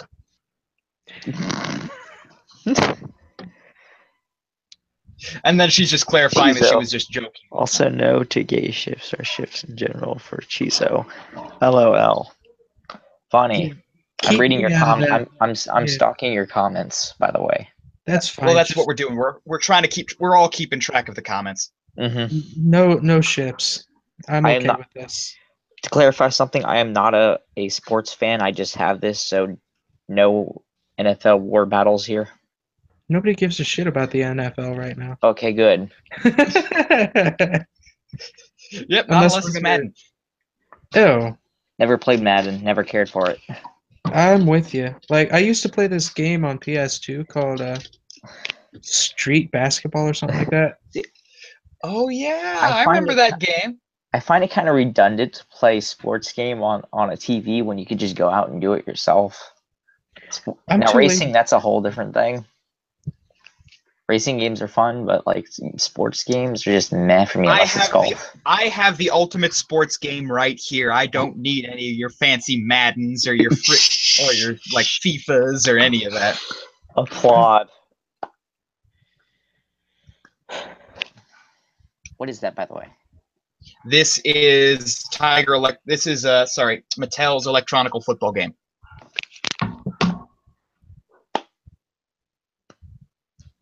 Oh, You have received several million cool points, man. Sorry, I'm trying to be quiet because my parents are in the other room and I don't want to be loud. That's cool, man. As far as sports games go, some of them did have some interesting mechanics. I believe Street Basketball I played as a kid. Yeah, the street one where you could actually like punch people out. Backyard sports. Not backyard sports. It was NBA Street. Hold on. I'm looking this up. But yeah, I remember playing it, and I couldn't figure like as a kid, I could not figure out how to punch people. I figured that out right quick, but then again, I was a violent little fuck. Oh, I remember that. It was like thug basketball. Yeah, I played a lot of thug basketball. Yeah, the Backyard Sports Series, I remember that being really big for a while. It was released on PlayStation and on PC. Question, I remember it. I never played it, but could you pull a gun out? No, you could not pull a gun out. You could straight up just beat the shit out of the other team and score a point. There was no such thing as like stiff arming or whatever the hell that was called in basketball. It's very, very, very over exaggerated stealing. Do you guys Speaking remember? of sports, let's Okay, not sports do your remembers, but let's stick with sports games. Yeah. I remember as a kid, the sports game I played the most was not actually a ball game. I was playing motocross games. Motocross, ATV Off-Road Fury, MX versus ATV for the PSP. And there was like the giant glass ring that you could smash through in the middle of the air. Yes. I shot for that every time. I missed. Like, because I missed my opportunity so often, though, that when I did it, I felt like a boss. I was just... What about Burnout? Oh, Burnout was fantastic. I remember playing Burnout Paradise for the Xbox 360 and figuring out just how hard I could wreck my car. But I had a red and white car that I nicknamed the Kool-Aid Man Mobile, and I would always crash it through picket signs and shout, "Oh yeah!" Oh yeah. Oh yeah. I mean billboards, but I get you. Back to ATV versus MX versus ATV. I had Unleashed for the PSP. My PSP was a white Darth Vader edition at the time. I got pissed off because I lost it. I will not get into how I lost it because there's a lot of like circumstances to that. I remember I figured out that when I was in free ride, I could travel travel all the way to the edge of the map, and it would launch me back to the other edge of the map. So I got myself in a continuous loop of being launched forward and backward. where I had to reset the game to be able to get out of that loop. I was playing let's see. In terms of racing games, I've played ATV Off-Road Fury, Need for Speed, Burnout, obviously. Can we talk about ATV Off-Road Fury? I got some stuff for that. Please do. All right. Yeah, go ahead. All right. So, whenever I played it, I would always do freestyle. And sometimes do campaign just to unlock the game. Yeah. And I would always do like just make it my goal to get the highest jumps. Like, do you know about the ice level where it was you had a big snow ramp you would go off of? Yeah. I absolutely loved that. That was a fantastic little addition to things. Getting height in games like that is everybody's goal. Anybody who plays games like that, like, their goal is to see just how high they can get before the level says, fuck you, you're not going any higher. But ElChizzo here was going to say... Well, as far as like racing games, now I'm an arcade potato myself. I do some gaming at home, but I love the arcade. And as far as racing games go, Arctic Thunder was one of my favorite racing games. And I would always play Frosty. I've never heard of that game, actually. It is Sounds a familiar. snowmobile racing game. Oh, And it had releases on home consoles, PlayStation, Xbox, like PlayStation 2 and Xbox. no. JT? Sorry, before that, Kenman Ryder is showing us a picture here. You gotta talk so that it goes to your screen, buddy. Arctic Thunder. Yes, that's it. Okay, can we just talk about unlockables in trick-based games? Yeah, sure. Dave Mira's Freestyle BMX. There was a specific code. It was pretty much reverse Konami code. So it would have been essentially A, B, right, left, down, down, up, up. Not quite. It was down, down, up, up, left, right, square, triangle. Oh. Because if you remember the controller on the Nintendo, it was, you had the D-pad, and then A and B were towards the bottom right of the controller.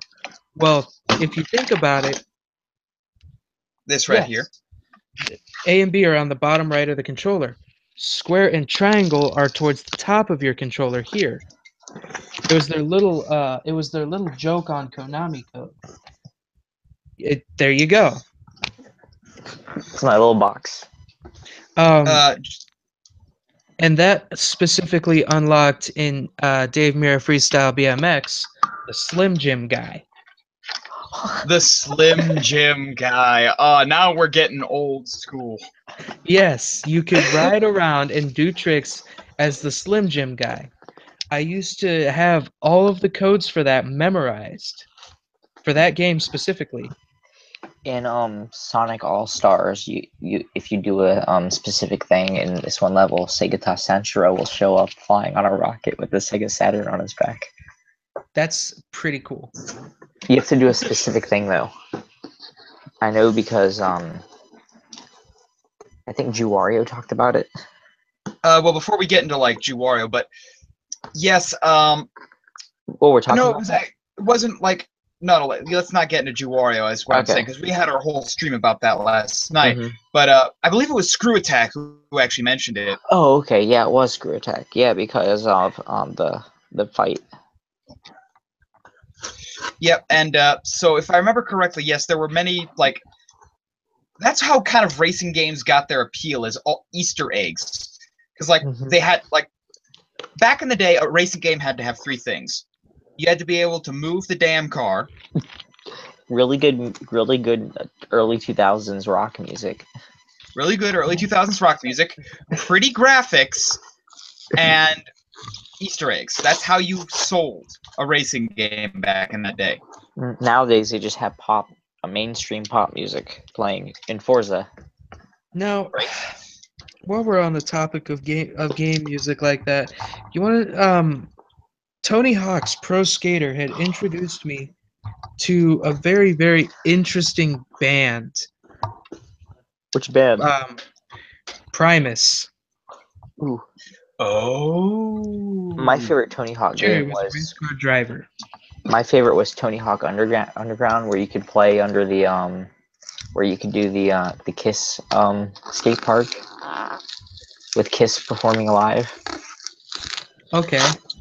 An interesting mechanic for Tony Hawk. American Wasteland, I do believe. You could get off your board, pick up apples, and throw them at passersby. That was specifically in Boston. And in Barcelona, a dude would give you some tomatoes to throw at people. And you got points for that. Not to mention, you also got points for getting off your board and knocking other players off of their boards if they were playing with you. Which one was it where you could play as Darth Maul? Tony Hawk's Pro Skater 3. Okay, that's what I thought. That was 1999, correct? Yeah, I do believe. Yeah, and they were promoting. Yeah, because that's when Phantom Menace came out, so that makes sense. Yeah, and Yeah. it's interesting because, like, as far as game music goes, it is always seems to be a reflection of what is popular at the time. Mm-hmm. Like in the early 2000s, you had, to quote Nostalgia Critic, annoying valley kids with a nasal infection complaining to their moms who had just told them to clean their room. Hey, Dad, look at me. Ma'am, come on, you're so lame. Simple Plan much? Anyway. I'm But dying. that was not the case with Tony Hawk's Pro Skater, the original. You had shit like Primus in there, though. Okay? Yeah. You had Primus playing. That was not whiny little emo kids. That was just No. what the fuck? At some point, I would just love to see like a really intense game, but the soundtrack is Captain Beefheart's Blue Jeans and Moonbeams. I have to look that one, but it sounds corny as heck. Okay, somebody's Captain really Beefheart is beefy. not for the casual listener. All right. Okay. Well, anyways, I'm going. You know what? I just said Frake. I'm going to use Frake now as in honor of Apollo Z Hack. Frack. I Frack. appreciate him. He's friends with Oh us. yeah, we appreciate him.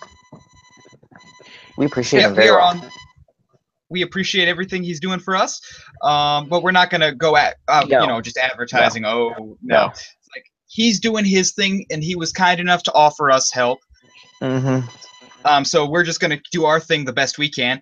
Yeah. Wait, did you just so happen to tell him I'm building a video game off of the Reviewiverse? No, but shall we? If you want to. I'm not going to put that out there because I don't want a big YouTuber coming down on it. All right. I imagine he'd be cool with it, but yeah, this is probably a good opportunity to check to see if it is cool with him. Mm-hmm. Or if we Yeah, have to change things around. because tell him I've already got it like almost a quarter of the way done. Mm-hmm. Now, moving on from the hack, let's get back to. Excuse me 1 minute. The cat is on my toy shelf. Yeah. I'm going to Somebody's- skin this guy. I'm gonna bring up classic. Can we talk about Nintendo 64 now? What the hell? There's somebody with like a wicked tone going off with their audio. Is it a beep? Yes. That might I be. swear to God, this cat. Yeah, stop. Okay. We're doing N64 now, I suppose. We're covering N64 titles that we enjoyed. Do you remember? I do prefer the phrase "Do you remember" to be left off because it does not offer criticism or reviewability about the game. Like, if you do want to talk about something, just say, do you mind if we switch over to, or if we talk about this for a minute? Yes. Or Okay. I would like to bring up this game. Okay. Well, I would like to start with bringing up the game Mario Kart 64. Overused, but do tell. For the sake of, for the sake of comparison to many other games. Hmm.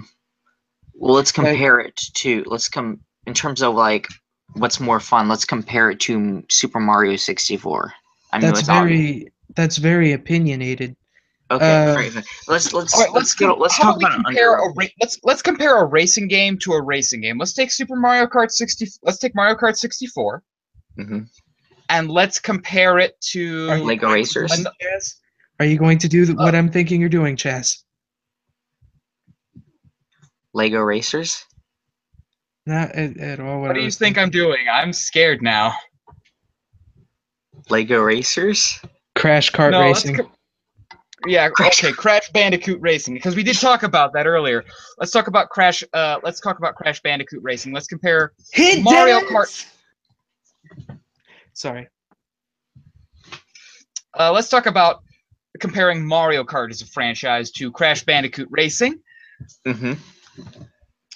And Sorry, go ahead. like we'll go through similarities and differences between them. First thing, let's not count the fact that they're both racers and the fact that they're both kart racers, or the fact that you use items in any of them, because those three are obvious. Let's talk about how about we start with karts in general and stats. All right. Okay, I know some of the stats. Again, I need to go back and play these and pay attention to that detail more. But Now I can actually cover that specifically. I don't believe in Crash Bandicoot Kart Racing. There were 3 different tiers. Like, You had your light class, your middle class, and your heavy class. Uh-oh. what? Okay, his connection's a little spotty, so he's having some issues. But yeah, so well, he's working on that. Yeah, Mario Kart is known for having 3 different tiers. You had your light class, your middle class, and your heavy class. And while the light class did offer the best speed, I believe control was not such a great issue. Was not so great with it, and it did not do well off road. And then you have the heavy class, which does great off road. But isn't really the fastest, but you can shove other people out of the way. And then you had your middle class, which it could bump lighter classes aside. Whereas in Crash Bandicoot Racing, you had, I believe it was all just kind of one weight class. And in that game, you essentially just had to pick your kart based off of the available weapons to it, because they each had different characters, and each character had different weapons which behaved in different ways. So it's a lot like picking your fighter. There he is. sorry. As I was trying to say before I ended up talking to myself.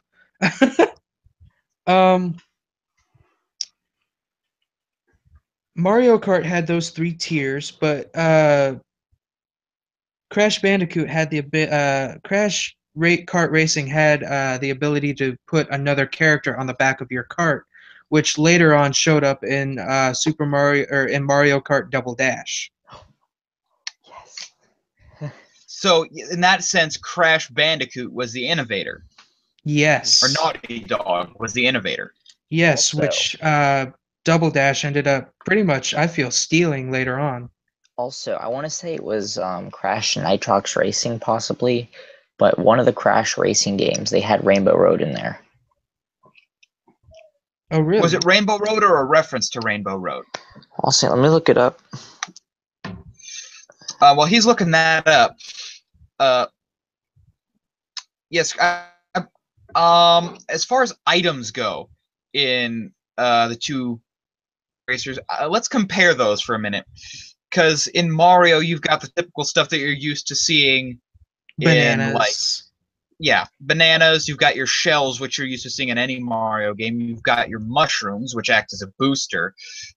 You've got the friggin' blue shell. Fuck the blue shell, but I remember a couple of the standard items in the cart games. You had the ability to toss out TNT boxes. Of course. You had your standard apples, which ended up as a weapon somehow. I think it was like a distraction weapon, I believe, though. I believe so. Huh. You had a couple of other boxed style things like the trick boxes and whatnot, but I can't remember very many of the items. The TNT boxes were what stuck out the most. Why can't I find Because it? your character, the back of the cart character always picked up the TNT box and just overheaded that shit right onto the track. Yeah, I think I remembered it wrong. I apologize for the mislead. I can't find It it. was tag team racing, by the way. It was tag team racing. Okay, but it had Crash something Tag that Team resembled. Racing. I remember something that resembled Rainbow Road. I just can't remember where to find it. Now, the Crash games, the Crash Kart Racers, they actually gave at least some of the later ones, as far as I'm aware, gave you the free roam ability, where you could travel throughout the tracks and the race park. And there were missions pick up there. Easter eggs. Whereas with Mario Kart, you're kind of locked in to just the kart racing. Yeah, every single Mario Kart rendition locked you into the racing.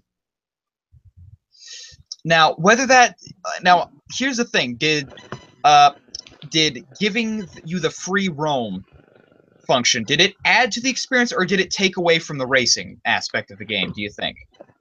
I feel like it added to the experience, to be honest, because it gave you the versatility of not having to just stick with racing, and it gave you the ability to memorize the tracks.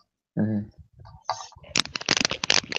Yep. So there was definitely an element of strategy to be found there.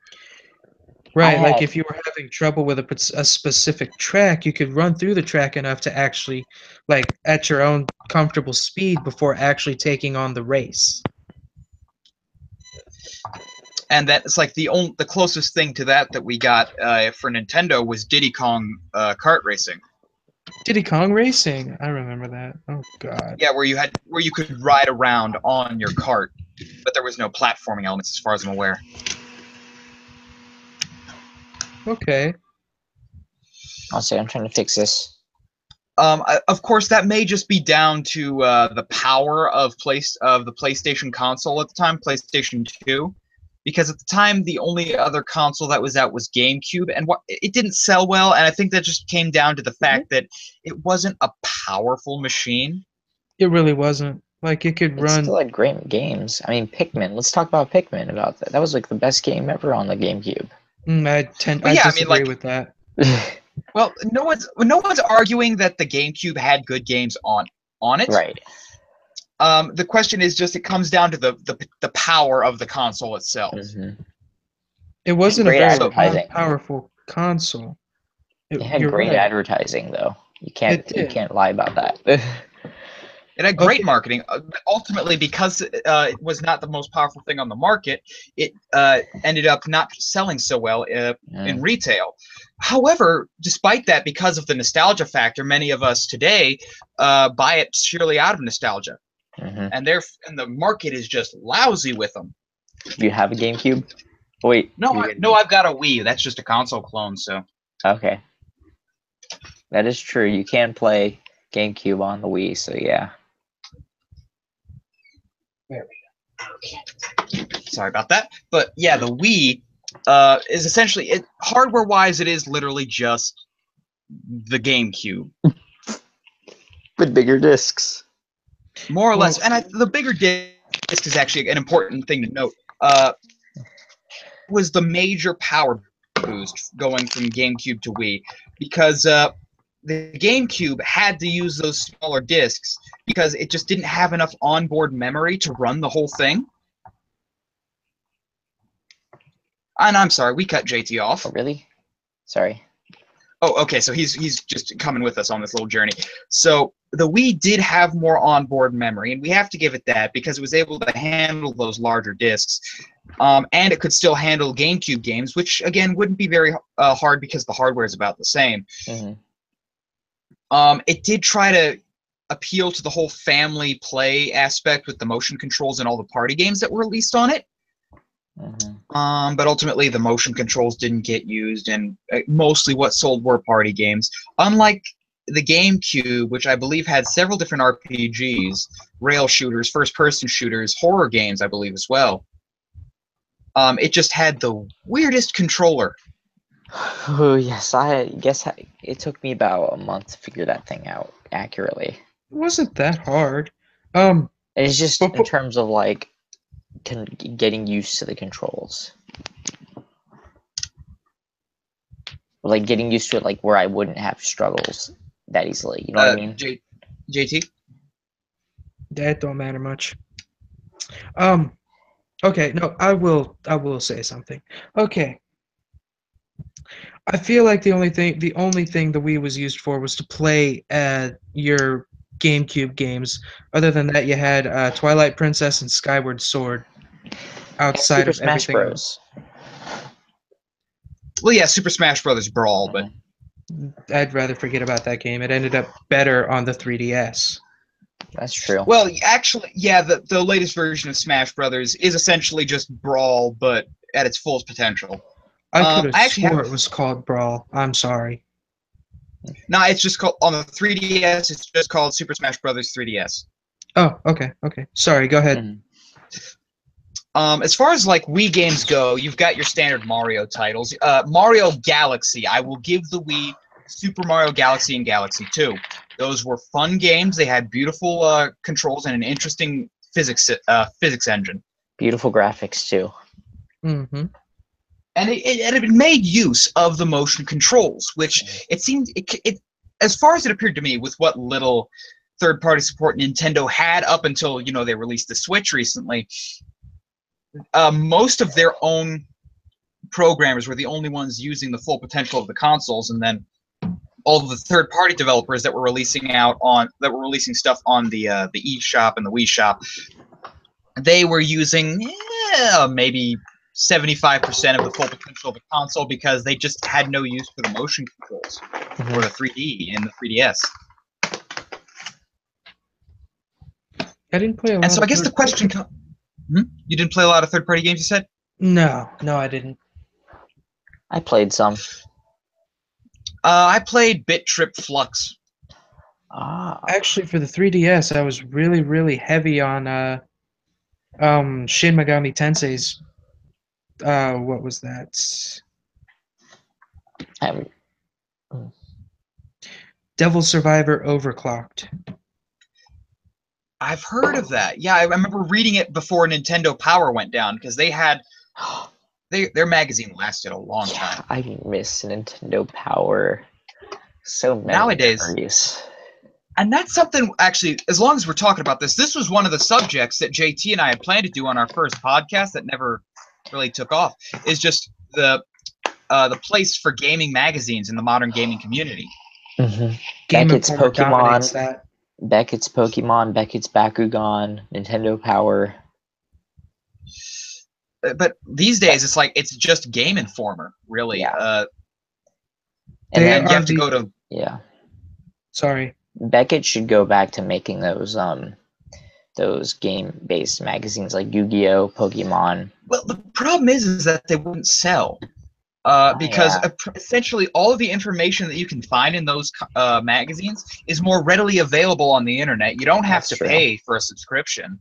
Yeah. It's basically, at the end of it all, you were just paying for gimmicks afterward. I mean, like, the fan arts, I do look forward to the fan art sometimes in Game Informer. Same here. And I do like their Game Enforcer jokes. Yes. Okay, who remembers the old Gothic or the old Goth editor? The old Goth editor. He was early Game Informer. For early Game Informer. Oh man, I got I got into Game Informer like as a magazine way late into its life. So did I. But well, not really. I had I a subscription back when they were still putting out Informers for PS2 games. I had the subscription back in 2008 when I got my first PS2. My subscription is on and off. I don't really do a lot of magazine subscriptions anymore. I do the Shonen Jump thing, but that's online, Yeah, Yeah, and then that's they true. mail you the Yu-Gi-Oh cards. and they mail you the Yu-Gi-Oh cards, which is one of the main reasons you subscribe to them. Anyways, is the exclusives. But as far as game magazines go, okay, we're all gonna remember Nintendo Power with a fondness in our heart, and there's no denying that. But we, as adults and adult gamers especially, we also have to respect that it was a product of its time. Mm-hmm. And as the internet grew bigger and bigger, and you had all these different forums to go look at, the need for them kind of passed. Oh, Kenman Rider completely missed my adventure into PSO2. Oh yes, you Aww. missed an adventure. He found out that Phantasy Star Online 2 was in fact released, and so he went hunting it down here on the podcast. I And we got dropped to go any on a form- Oh yeah, I dropped any form of fucking conversation on the podcast and went and tried to hunt this fucking game down. we went on a journey. What'd you find? We found out that it never made it to the US. Yeah, which means I'm gonna have to open up a Japanese Japanese PSN account. Somebody's Which- played it. You can probably learn how to play it from someone on YouTube. Yeah, that or I can always download the client on my PC and then get the then get an English patch for it. Is it a fighting game? If so, it should be It's an very straightforward. MMORPG. Okay, then that's gonna be hard. No, not really.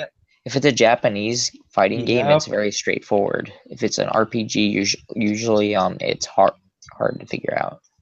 It's an ARPG. Okay, that's American gonna be style. hard. Well, American style is all he has to really learn is katakana a little bit, because once you learn katakana, by the way, is easy to pick up. I'd recommend anyone who's interested in starting to learn how to read Japanese, start with katakana, because that is the language that they use to borrow words from English. And most RPGs are going to be mostly katakana. Mhm. As a matter of fact, I taught myself how to read. I taught myself how to read Japanese with a katakana chart and Gundam F91 for the Super Famicom. Okay. Oh, for the what? Super Famicom. I gotta get one of those. Just get a retro trio. Okay. But yeah, have you guys ever played Kamen Rider, or ElChizzo? Have you ever played Kamen Rider? All Kamen Rider. It's for the DS. It was a Japanese game for the DS. As far as Japanese exclusives go, let's try to stick with titles that maybe we've all heard of. Okay. How about? So let's talk about the missing Final Fantasy games. How about that? Okay. I'll say I need to go take my meds real quick. I'll be right back. Okay.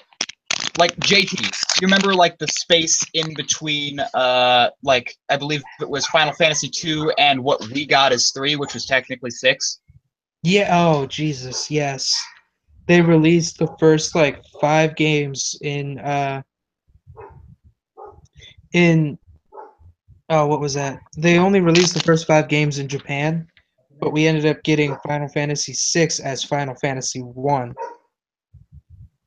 Yeah, and that was a kind of a weird jump. And I feel like localization is the biggest party to blame for this, because it doesn't just stick with games, it goes with everything. It damaged many Transformer fans' collections because of Japanese G1 and whatnot, because Japan, they're oddly protective IPs. Yeah. You've got Final Fantasy, you've got Doki Doki Panic, which got made into Super Mario Brothers 2 here. Oh yeah. Yeah, I heard about that. I read a little bit about that. Then you've got all of their dating sims.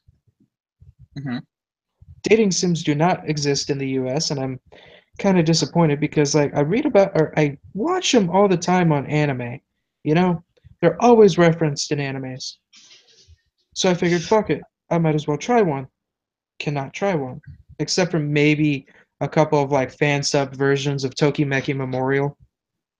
Actually, if you go on to I'm not going to I'm not going to name websites here on the stream, but there are emulation websites for old Game Boy titles that were pretty popular. Really? Uh-huh. Well, I mean, you can download a PS2 emulator, not naming sites either, and get the Japanese dating sims off of as emulations. Not gonna say ROMs because anything Sony related is actually an ISO, which case Yeah, that's a weird format. You have to unzip it Daemon with tools. WinRAR, I believe. No, you can just get Daemon tools and it'll after you unzip it, you can run the ISO image as a game. What did you say? Oh, he's talking to someone else. But yeah, ISO is an interesting. It's one of those proprietary formats that they try to do to lock certain games to their system. Yeah. Because technically, and I'm gonna say this so that so that all of our audience can understand this, emulation is legal. Okay, it's the question. The question of legality, though, comes to whether or not the game was licensed to you. If you have the game, if you at least have the game key. Oh, okay. So we got a question from the audience. Since you guys love anime shows and anime-related video games and movies, what do you think about the Dragon Ball series? Well, since we're on the subject of games, why don't we talk about one of the newest Dragon Ball games to be released, Dragon Ball Fusions. I have not played it myself, but I do. But one of my friends has played it extensively. I believe it just takes that. It's one of those what if games, essentially. And I feel like a lot of Dragon Ball games tend to do that. Is a question. It just tries to answer that question of what if. I find them to just be a good way to pass the time. Welcome back, Ken. Oh yeah, there's no denying that they're a great way to kill time. Hey, I'm back. Sorry, I was took a little bit. Oh well, we're talking about Dragon Ball Z video games. Oh, Budokai Tenkaichi. Well, that's a great game as well. I don't play Dragon Ball games that much. I played Except it when a long time ago. the only time I play it is when my friends bring it over. Mm-hmm. And even then, like sparingly. But I can understand it's a solid fighting game. Yeah. With an extensive character selection, Oh. especially. And then you get into games like Xenoverse, where it just keeps getting bigger. The roster for those games were huge. Ooh. I mean, you could market the game on characters alone. That's how big it is. Right. And then they're constantly releasing DLC. But I only use that game to carry over until I find something that series to carry over until I found something that I was going to sink ungodly amounts of man time into. Question, guys. How long are we planning to do this for? Well, I say I can go for another 30 minutes. Because we're already. I want to know if we could like stop now because I had some stuff I wanted to ask you guys. Well, how about you put a pin in it? And we'll keep going for say 20 minutes. Okay. And then we'll cut the stream, and then we can suss some things out. Okay. Yeah. It's nothing bad at all. Yeah, no, it's no big deal. It doesn't have to be bad, but like yeah, let's just we're on carrying on stream specific. Sorry. You're fine. You're fine. It's okay. It's like you're fine. It's no big deal. Anywho, so Dragon Ball Z games, I think, great way to pass time if you're not going to get totally invested in it. Yeah, that's just definitely. my opinion, though. I know plenty of people who invest many man hours. Fuck. What about Naruto Ninja Storm 3? I didn't play it. I played I it. played a a bit of it. I played more Ninja Storm 2 than I did Ninja Storm 3 back on the PlayStation 2. But that game also has a very big joke considering the title Ninja Storm. Have you heard that joke around the whole Power Ranger joke about it? Yeah, because Power Rangers Ninja Storm. Yes. But yeah, Naruto is the Ninja Storm games I thought were okay. I was never a big fan of Naruto, so it was just casual play for me. Nothing more than that. But yeah, that's what a lot of these Shonen Jump games serve the purpose of. Is they just serve the purpose of like they're solid games. They're great for killing time, but not. I don't think many of us would get super invested in it. What about Star Wars Battlefront 2? Well, that's a different beast altogether, isn't it? I've never played any of the Battlefront games. What? I've been meaning to pick them up. I never get around to it. You should. I highly recommend Battlefront 2. That one released around the time of Revenge of the Sith. So you have levels like Mustafar. You have all the levels from the prequels that you can use. You have a lot of original trilogy levels. The campaign starts out at Order 66. Can I make an addendum to something I said earlier? Yes. Yeah, go ahead. About Shadow of the Colossus being Dark Souls before Dark Souls? I should Yes. probably say it was Demon Souls before Demon Souls, because technically speaking, Demon Souls came out before Dark Souls. Yeah, that's right. I'd never heard of Demon Souls. I've only known Dark Souls. Nobody has heard of Demon Souls. Nobody cares to.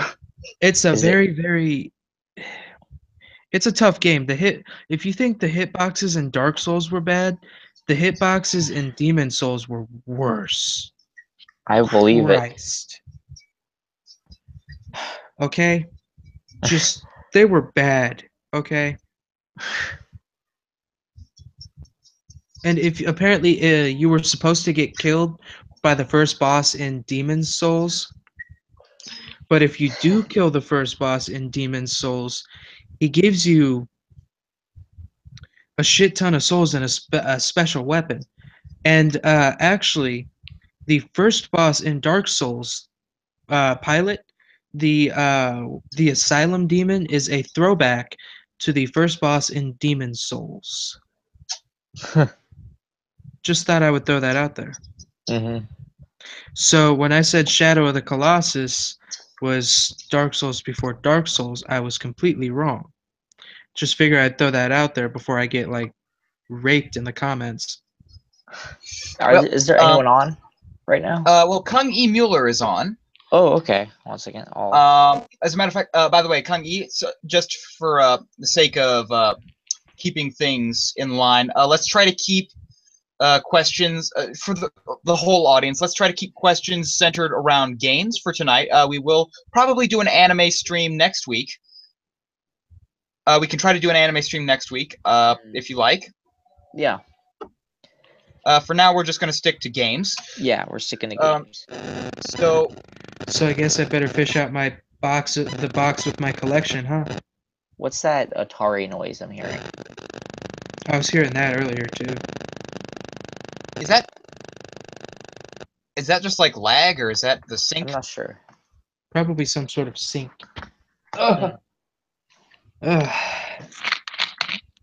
As he desperately reaches for his Mountain Dew. You forgot the Doritos, and stop teasing your Mountain Dew. I refuse, sir. I don't have Doritos. No Doritos for you. That's fine. I am the knight. Anyway. You are Batman.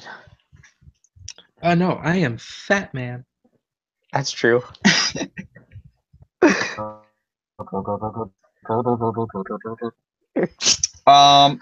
So it's like because Kung E. Mueller brought up a good thing. Yes, let's talk about the Switch for a little bit. I have tried it out at my friend's house. That is as far as I've done with it, though.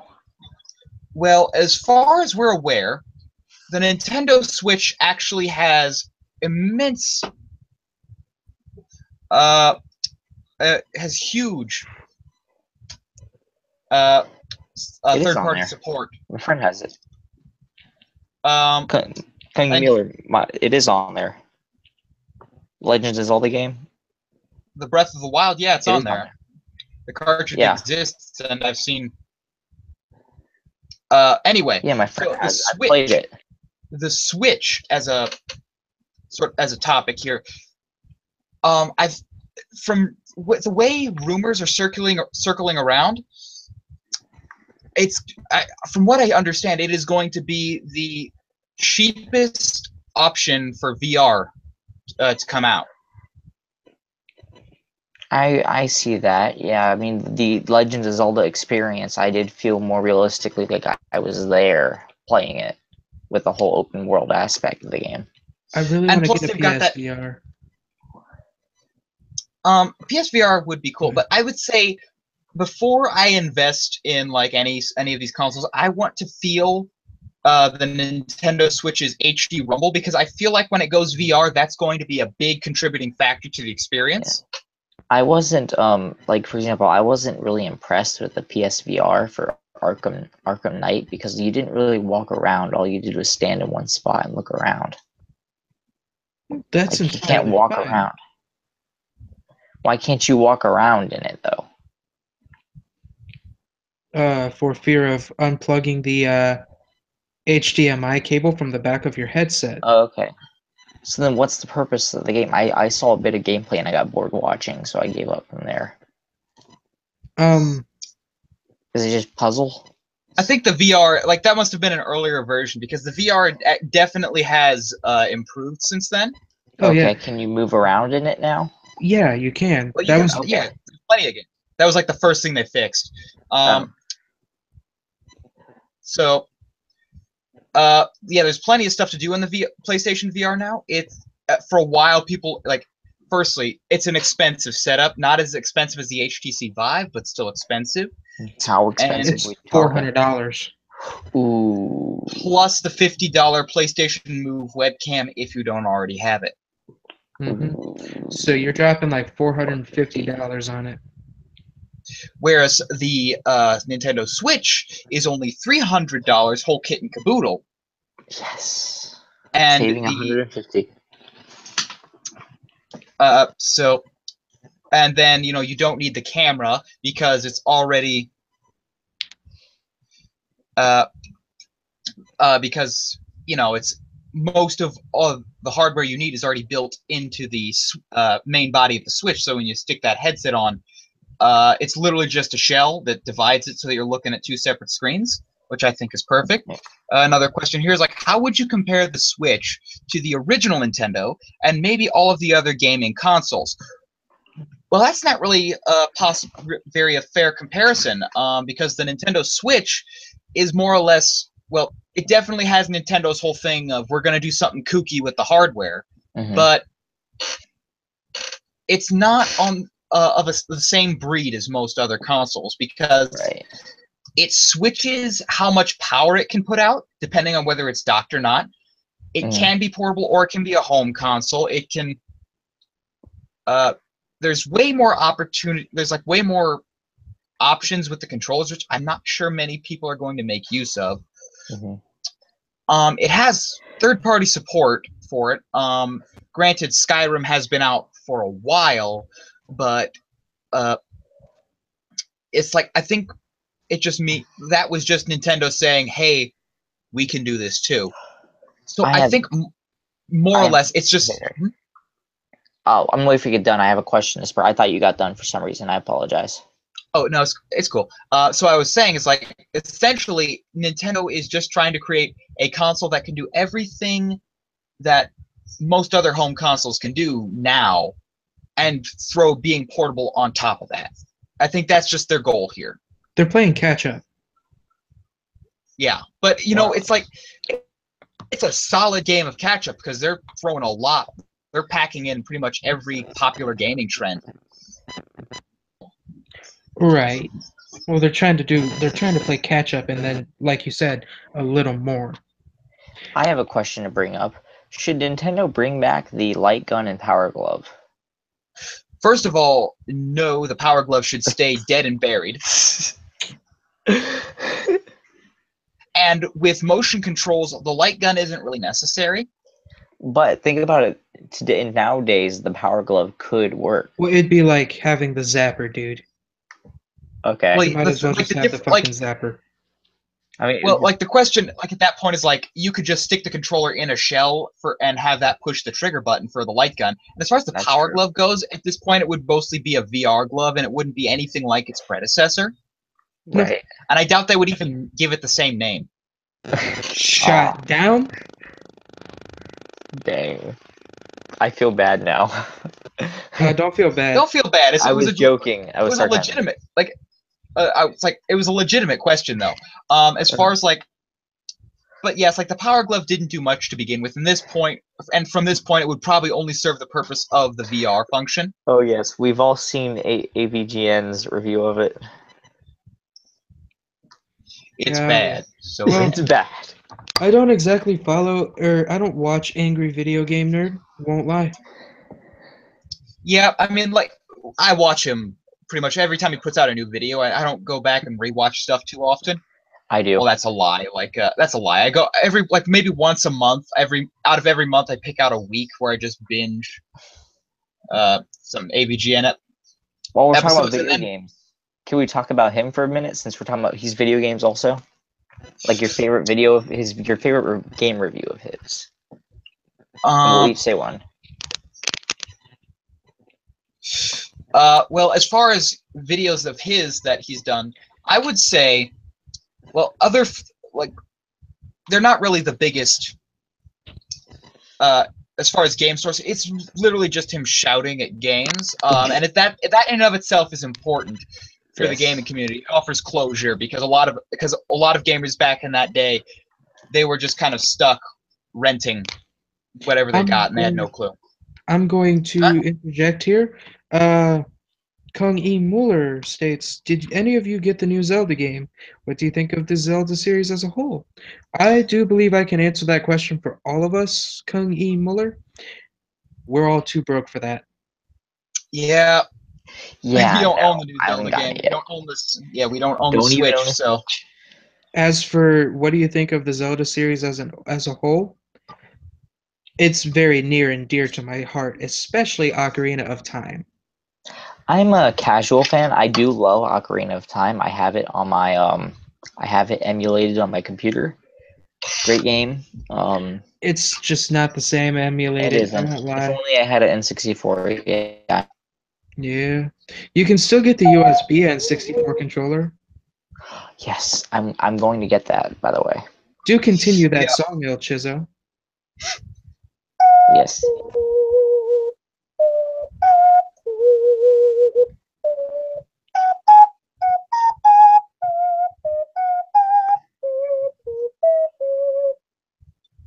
That was the first song I ever learned on Ocarina.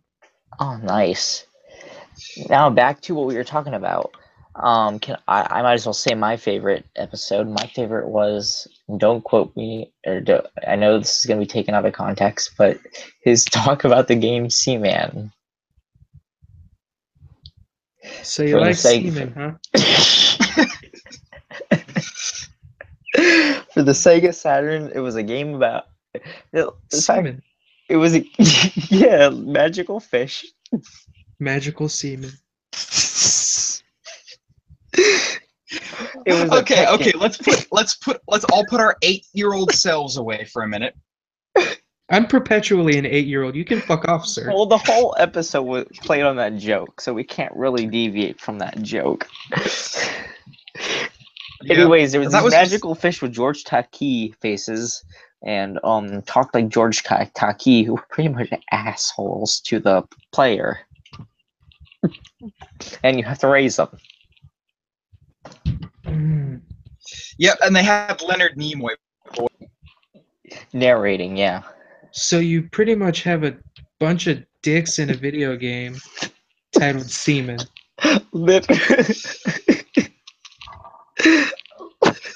Yeah, it's like, Literally. and I know, like, JT, you have not gone and watched AVGN in a while. I understand that. He has actually gotten better, by the way. I You hope need to so. watch that one too. I will link it I to you hope later. so. Please do so. As far he did actually talk briefly about Legend of Zelda 2: The Adventure of Link. I like that one.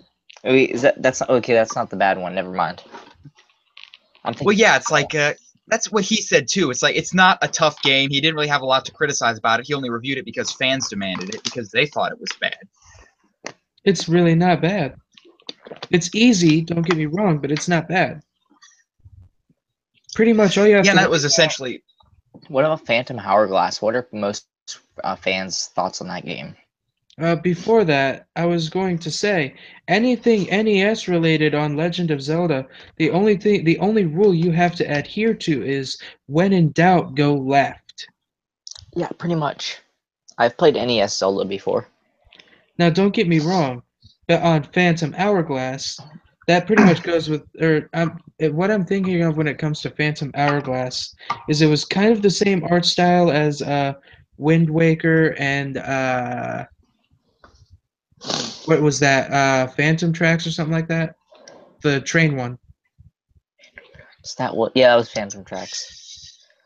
Spirit Tracks. Spirit Okay. Tracks, thank you. I like that art style. I like that gameplay. As for the game as a whole, or as for the series as a whole, oh, whoa, another one. Did I we don't get believe to so, look at sir. Now, but as far as like, yeah, I don't feel like those needed to be Zelda games. Phantom Hourglass and Spirit Tracks. And the reason I say that is like, it was a good mechanic, but I feel like Zelda should primarily just be about the adventure, not the gimmick. Yeah. Yeah, I will agree with that. Granted, I see what they were trying to do. There was portable Zelda games for Game Boy and whatnot, so fuck it, why not make some for the DS? Until Ocarina of Time got ported over to 3DS. Oh, and that took the world by storm. I was so happy And then, about that. Hold on a second. And then Majora's Mask. Yeah, I wasn't as big a fan of Majora's Mask mainly because like I couldn't figure out what to do to get the Song of Time. Yeah, I believe. I think you were just supposed to kind of remember it. Yeah, but the problem is I would die in 3 days. I was not good enough to play that game. And plus, there were parts of it that were really broken. Like, you could break the Yeah. game easily. Well, looking at the time, I would say we will. Why don't we open up for like a 10-minute Q&A, and then we will. Then we'll call it. Then we'll call it a night, and then we can do our thing and Yep. maybe even get ready for next week's stream. Yeah. ElChizzo, I do believe we've been doing Q&A for like 20 minutes now. Oh, okay. Yeah. Well, tell you what, yeah. we'll take one last question from the audience. We'll do a brief answer, and that'll be our stream. Well, let's do Kungi Mueller's last question, the one we skipped because we were still in the middle of talking about Legend of Zelda. Do any of you look at GameSpot article with all the video game releases for 2017? Well, I haven't read GameSpot, but not. he did say out of all the video games that will be released this summer. So I believe we were talking about that earlier with the Naughty Dog games. I believe Crash Bandicoot's getting released in the summer. PS4? Yeah. I need to save for a PS4 now. Thanks for telling me. I'm excited. I am a old school Crash fan, so this is going to be an adventure. Hello? You here? Yeah, I'm here. All right. Froze again.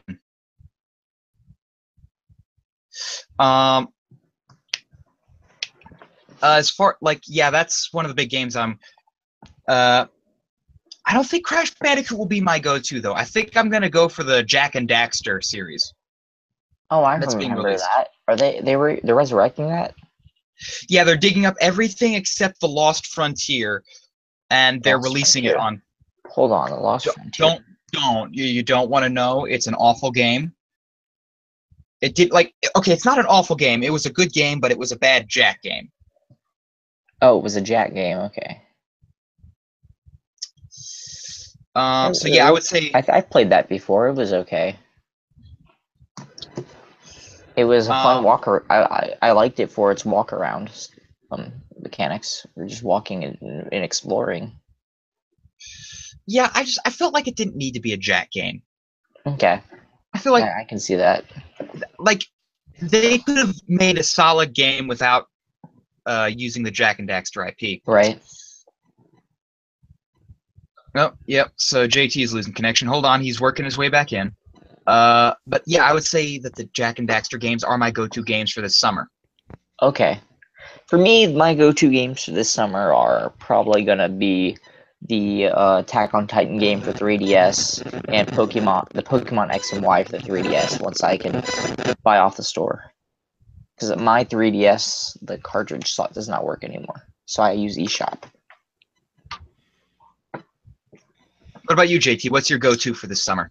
Ooh, that's tough. I'm probably going with Crash Bandicoot. Or eventually I will pick up, I know this isn't a summer release, but probably Outlast 2. Oh, summer releases. Yeah. Fuck. Let me look that up right quick. I think the Naughty Dog games are getting released in the summer. Well, for me, once I get a PS4, the first thing I'm getting is Overwatch. Ew. I've played it. I got hooked. I'm sorry. I like it. I had that game for like a half an hour and was like, no. You sold it? No, I downloaded it, so Oh. I was fucked out of like $50. Sorry. You're fine. I love it, though. Yeah, it's a Not very for everyone. polarizing game. Mm-hmm. Ultimately, though, I think if I want to play, oh, he made an ooh noise. I wonder that if we're was going on January. another adventure. No, not quite. I'm scrolling through. Okay, Well, that's looks like we're May. done with the Q&A, right? What do you think? Well, let's let JT pick up like his go-to for this summer, and then we'll call it a night. Okay. What do we got? Danganronpa V3 Killing Harmony. Oh, that's September. Ooh. Shit. But that's just on the So- tail end of summer. It counts. It counts. Actually, for my it's actually technically a DLC. Oh. Elder Scrolls Online Morrowind. Okay, yeah. Actually, I would love to see you do some ES Online tutorials. I think that'd be great for the audience. Gotta get a capture card. But it's not like you really need a tutorial for any of it. It's just questing. Like, I could give you some tips and tricks, but that's about it. Well, yeah, I mean, like, just if you feel like you could condense like all the tips and tricks you could give people to like down to one video, I think that'd be a great thing. Right. Anyway, I think that's about where we're gonna have to cut it for the night. So thank you everyone who tuned in to watch. We tune in with us next week. Even if we can't all do it, I know that at least one of us will just tune in to let you guys know. Which I'm practically free every Sunday. I gotta make sure I adhere to that.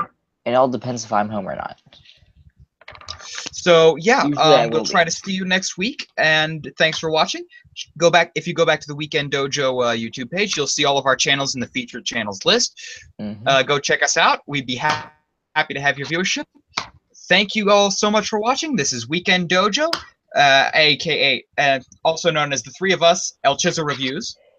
Kamen Rider W reviews and edits. JT Game TV.